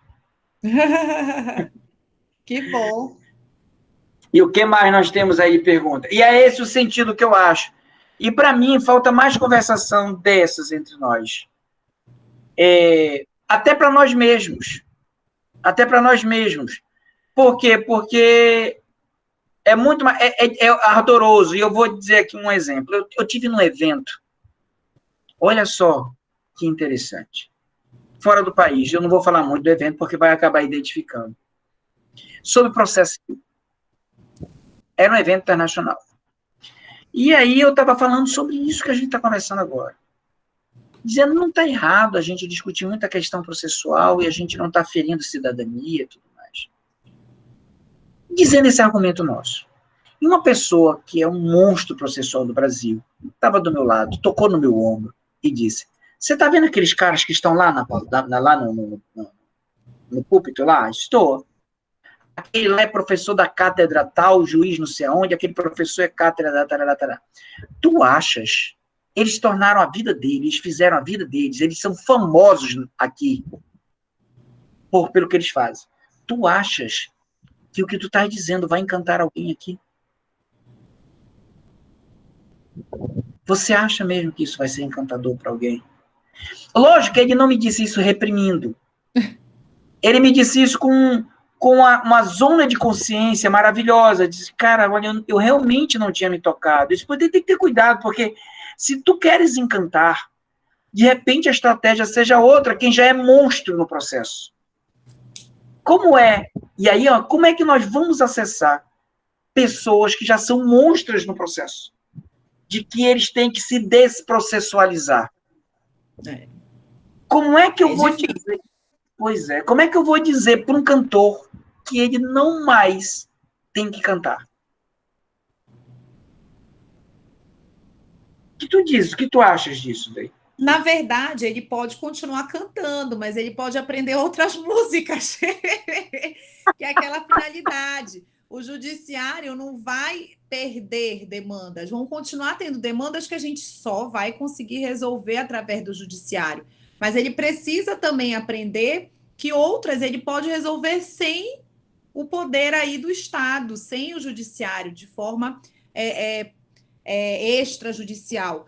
E eu acho que a advocacia, né, que a grande maioria é uma advocacia processualista mesmo, da gema, nesse momento que a gente está passando, começou a olhar para esse outro lado, porque foi um momento que eles não iam conseguir resolver a vida dos seus clientes só dentro do judiciário. Então, eles começaram a olhar o que é que tem de mais ferramenta aqui que eu posso me utilizar, que eu posso resolver, sem fazer mediação, sem fazer conciliação judicial, fazendo realmente, entrando em contato com o cliente, entrando em contato com outra parte, e facilitando, e negociando, e chegando num acordo, e fazendo uma revisão contratual. Esse momento serviu para eles já começarem a abrir um olhinho para essas novas músicas. Né? Porque dizer para eles abandonarem a música, eles não vão abandonar, mas eles têm que aprender outras. Exato. E é engraçado que é o seguinte, aonde eu vou falar, às vezes, onde eu vou encontrar fóruns permanentes de processualistas, fóruns de processualistas, pessoas que já têm nome, são bem localizados. E como é que a gente fala? A gente está predisposto a isso. Né? Tanto é que eu já me digo, olha, eu sou um processualista muito traíra. Porque um processualista quer se desprocessualizar. Né? Ainda bem que eu não escolhi o paralelo com música à toa. Eu sou horrível cantando. Na verdade, é algo desprezível. Entendeu? Como deu que parei, eu não cantar é uma graça para a humanidade, não é uma desgraça, é uma graça para a humanidade. Então, é essa premissa que eu acho que tem. Renato, tem mais perguntas aí? Tem, professor. Eu acho que a última, já que já está se encaminhando para o final, por conta da hora, é feita pela Carla Noronha. Professora Luciana, ouvi falar sobre o impedimento entre as funções de advogado e mediador judicial pela OAB Pará. A senhora sabe informar? Desde já obrigado e parabéns pela exposição. Obrigada, Renato. Carla, vamos lá, sei sim, isso me chamou muito a atenção, né, por conta dessa área que eu me debruço também, que eu gosto de estudar, enfim. E realmente houve essa discussão à época de que quem era advogado não poderia ser mediador judicial, mas isso foi levado para o Conselho Federal da OAB e já houve decisão permitindo, tá? Eu não tenho aqui a decisão de pronto para te dar, mas eu acho que se jogar no Google tu consegues. E eu posso te confirmar, porque foi uma discussão no conselho aqui da seccional do Pará, de uma advogada que era mediadora e queriam que ela tirasse a OAB, enfim. E isso surgiu também em outras seccionais, e aí por isso foi matéria pautada no conselho da OAB Federal. E lá foi discutido e viram que há compatibilidade, sim. O que não pode que é uma vedação que está na legislação, obviamente, ser mediadora de um conflito, esse conflito não, essa mediação não conseguir chegar a um acordo, né? A gente não ter êxito no acordo, as partes ajuizarem uma ação e eu que fui mediadora ser advogada de uma dessas partes. Esse impedimento há. E, obviamente, ele tem que ser respeitado sob pena de a outra parte alegar, suscitar isso no processo, né? mas já foi resolvida essa questão, ainda bem, porque eu também estava super apreensiva, achando um absurdo restringir essa possibilidade. E aquela possibilidade, Luciana, até complementando, que tem da pessoa não poder advogar perante o lugar onde ela foi mediadora e tudo mais por período de um tempo. Também Acho foi definido. absurdo isso daí. Não, porque isso está no CPC, salvo engano, ela na lei de mediação, né? Isso eu acho absurdo. Na vara, né? Na vara onde ele atuou de mediação, eu não posso advogar para outros processos, para outras partes, não tem nada a ver. Isso aí é uma regra que vai totalmente contra a nossa vontade de estimular, de valorizar. Porque imagina, eu tenho trocentas causas, aí por eu atuar naquele processo com mediador, não vou poder mais ter causas naquela vara. Quer dizer, vai estar me retirando a possibilidade de trabalhar enquanto advogada. Aí isso, o Conselho Federal não tem um condão de modificar, né, a legislação processual, mas é algo de reforma, gente. É muito errado esse código, esse trecho da lei, eu acho. Ainda temos tempo, Renato? Tem mais pergunta ainda? Porque a conversa com a Luciana aqui é maravilhosa, dá vontade de conversar mais ainda, mais, e não dá vontade de parar. Tem mais uma pergunta. Vocês têm tempo para respondê-la? Pode ser, então? Deu vontade de dizer igual Cortella, né? Se tem tempo, né? Mas para mim, eu estou à disposição. Eu fiquei realmente à disposição da Luciana aqui hoje, da professora Luciana. Eu estou à disposição. Não sei se a professora, como é que está o tempo da professora Luciana. Tranquilo, pode fazer, Renato. Então, é a última pergunta que foi feita pela Camille. Ela pergunta qual a contribuição dos projetos de extensão para o acesso à justiça. Mas tem uma pergunta da Amanda, não foi da Amanda? Não, você está vendo? É uma da Amanda. Essa Amanda? Eu até já respondi isso daí, tá? Da Amanda Passos. Eu até já respondi isso daí, dizendo sobre o Pernota. A gente conversou, a professora Luciana que não respondeu. Não é isso, Luciana? Foi, da extensão, que né? Que até o senhor confirmou comigo. Já teve, né? No projeto. Eu acho que ela aderiu o que eu falei, não foi isso, professora? Foi. Mas até te falar, Camille, eu tenho um projeto de extensão na Federal também, que tem a ver com empresarial, que chama a regularização do comércio informal da redondeza ali do Guamá, do Canudos da Terra Firme. E a ideia não é apenas regularizar as empresas, como apresentar para elas, para que eles evitem que tenham conflitos futuros no âmbito empresarial, obviamente. Né, eu estou desenvolvendo uma atividade empresarial sem ter um registro, sem assinar a carteira do meu funcionário. Então, a gente faz esse trabalho preventivo para justamente evitar que haja um conflito pro futuro. Então, é outro trabalho que a gente faz de extensão, mas claro que a gente pode ter vários outros projetos de extensão focados aí na questão do acesso à justiça, sem dúvida. Como é que você orienta as empresas, é isso, professora? É um projeto que a gente busca regularizar as empresas. Por quê? Antes da pandemia, nós já tínhamos um índice de desemprego muito alto. E o que acontece? A pessoa fica desempregada, o que é que ela faz? Começa a ter um bico, né? Ela abre um negócio, ela cozinha para fora, ela conserta coisas, abre uma marcenaria, uma oficina, só que não é regularizado empresarialmente. E aí a gente tem a figura do microempreendedor individual, que não é um tipo societário previsto no Código Civil, e sim é uma forma de constituição para fins de garantias realmente tributárias, trabalhistas, que é muito utilizado. Só que a maioria não é regularizado. Então, eles, de repente, têm uma amiga que trabalha lá como ajudante na cozinha, tem a outra que vai 2 vezes na semana e não tem carteira assinada, e não tem um contrato de trabalho. Então, a gente dá toda essa orientação de como regularizar o teu negócio e de como deixar tudo dentro da legalidade, digamos assim, mostrando as vantagens e as desvantagens que essas pessoas têm ao regularizar e deixar de trabalhar nessa informalidade. É um projeto bem bacana. Olha, maravilhoso, porque eu acredito, Luciana, que a sua resposta atende parcialmente à pergunta da Amanda Passos. Gostaria de saber. Eu acho, não sei, eu tenho Deixa eu passar logo então a pergunta da Amanda, que eu não tinha visto, não tinha me atentado.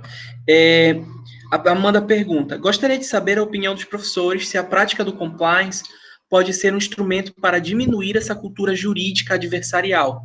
Até porque muitos advogados estão utilizando compliance com as empresas com o objetivo de reduzir as demandas judiciais nas empresas. O compliance...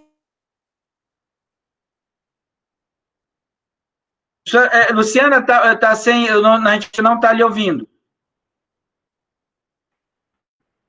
Não estou lhe ouvindo.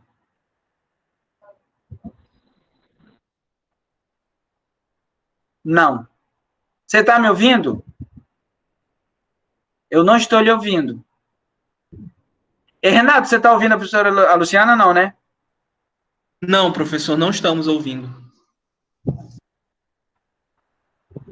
Não, você não bateu lá naquele... Eu acho que ela saiu para voltar. Ela não aguenta. Ela vai voltar. Vai sair... Ela vai voltar.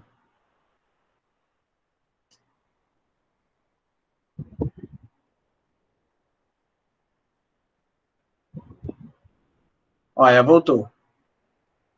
Estão me ouvindo agora? Agora, perfeitamente. Vai ver, meu microfone não quer mais que eu fale, já cansou de me ouvir aqui.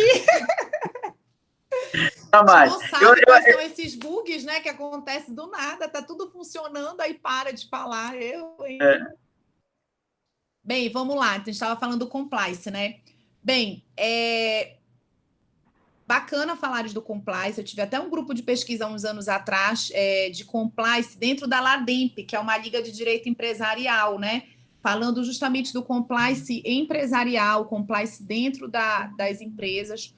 Tem várias finalidades. O compliance ele foi criado justamente para evitar a questão da corrupção. Aqui no Brasil, principalmente, ele ganhou muita notoriedade na época do Lava Jato, enfim.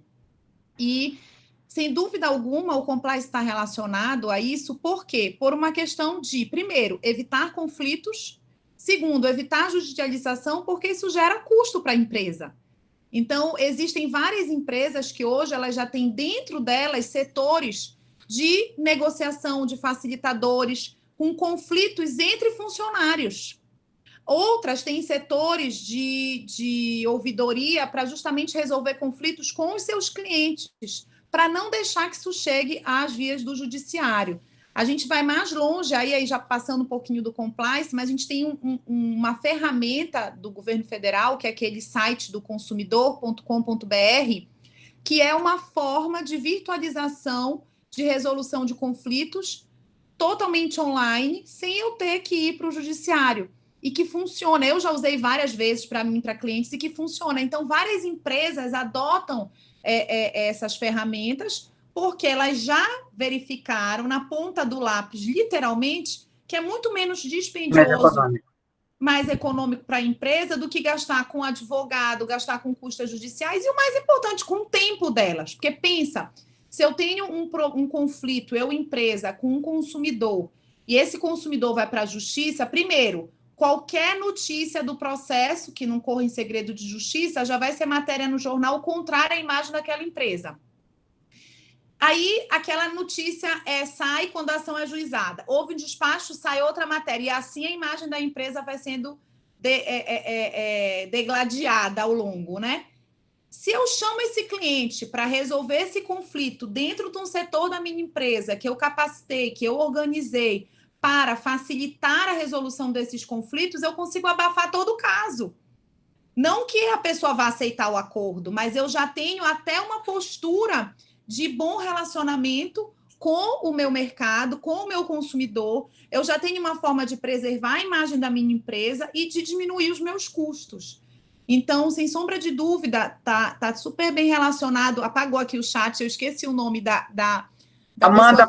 Amanda. Tem sim, Amanda, relação, eu entendo perfeito a implementação das técnicas de compliance nas empresas e incentivando, sim, a não recorrer a processos litigiosos, contenciosos e a resolver esses problemas, inclusive pelos próprios setores que as empresas abrem para resolver esses conflitos.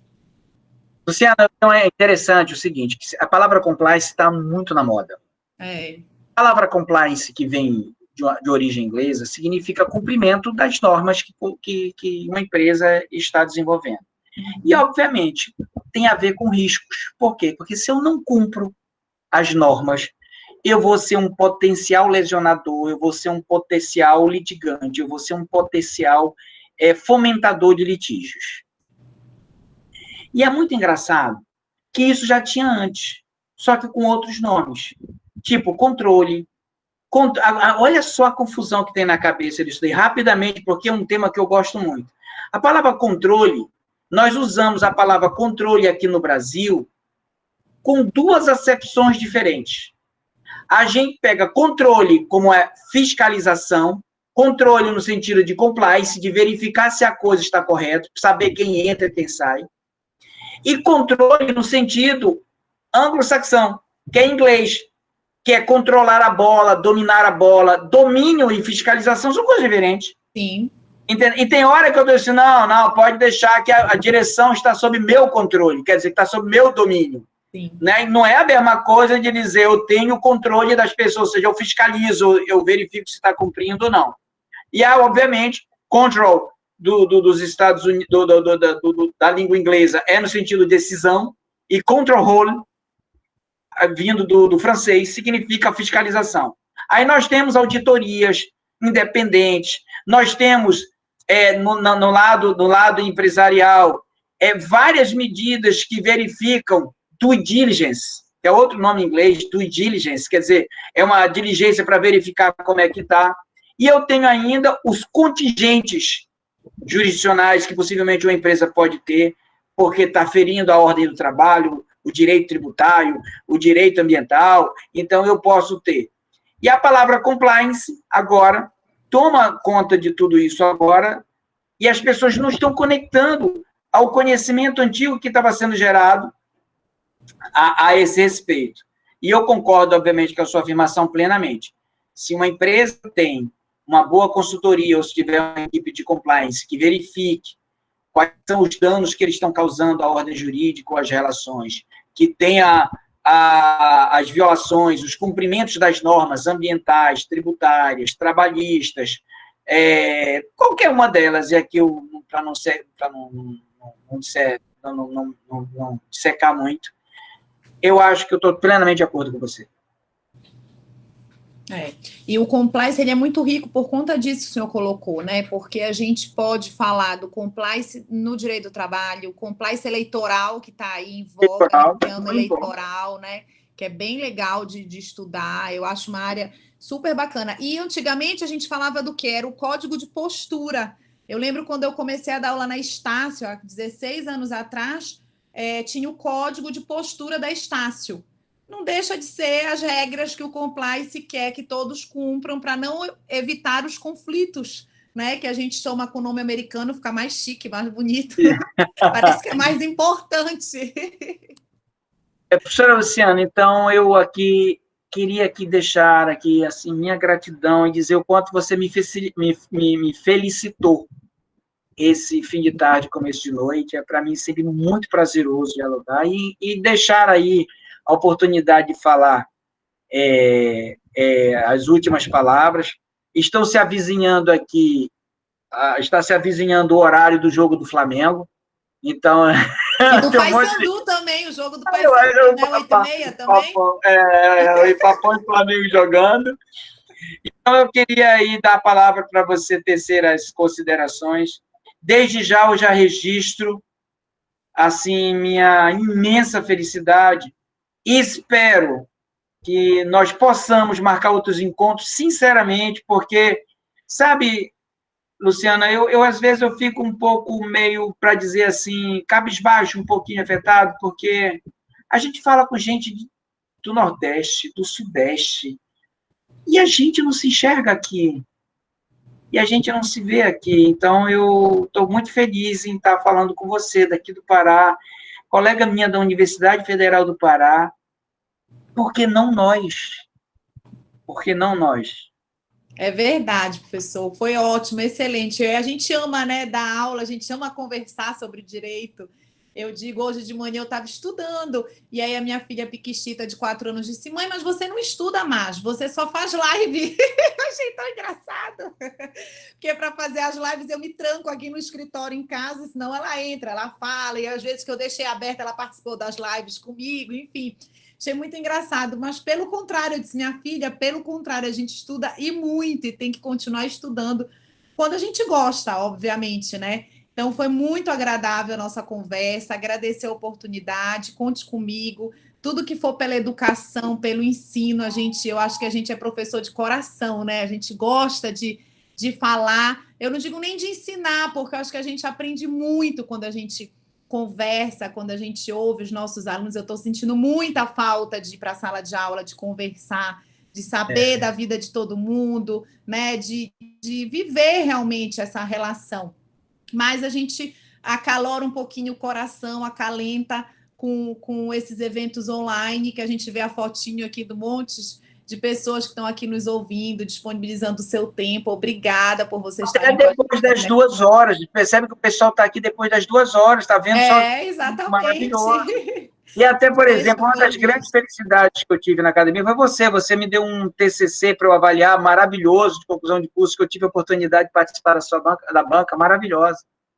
Foi ótimo. Essa área é muito legal e, por incrível que pareça, né, professor Sandoval, lá na universidade, eu acho que são poucos os professores que ainda se debruçam. Acho que sou eu, o senhor, a professora Rosalina, né? Sim.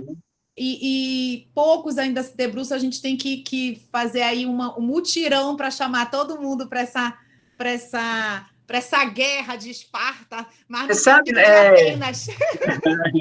Sabe, Luciana, eu acho que está, assim, a gente poderia se agregar mais no PPGD, lá na Universidade Federal do Pará, porque você vem se alinhar muito nessa premissa. Então, a nossa linha de pesquisa lá, que tem a Gisele, tem a Rosalina, a pastora, você agregaria muito, muito, muito mesmo nessas pesquisas. Então, estou à disposição. Tudo que for em prol da educação, a gente está junto aí, porque a educação desenvolve, muda, e a gente tem que mudar muita coisa dessa cultura que a gente conversou nesse final de tarde, início de noite. Um beijo para todo mundo, boa noite, muito obrigada. Colocando aqui em final, com uma inteira disposição para o que você precisar, Luciana, sabe que todas as vezes que você nem precisou pedir, bastou registrar alguma coisa, sempre tive lá para atender. Deixar aqui o meu cordial abraço, em nome do grupo de pesquisa, e dizer que você foi muito agregador. Já está vendo aqui no chat aqui, as pessoas aqui já dizendo que gostou, e tenho certeza que foi muito agregador. Para mim, maravilhoso. Não posso garantir. Para mim também. Forte fraternal abraço. Obrigada, tchau, boa noite.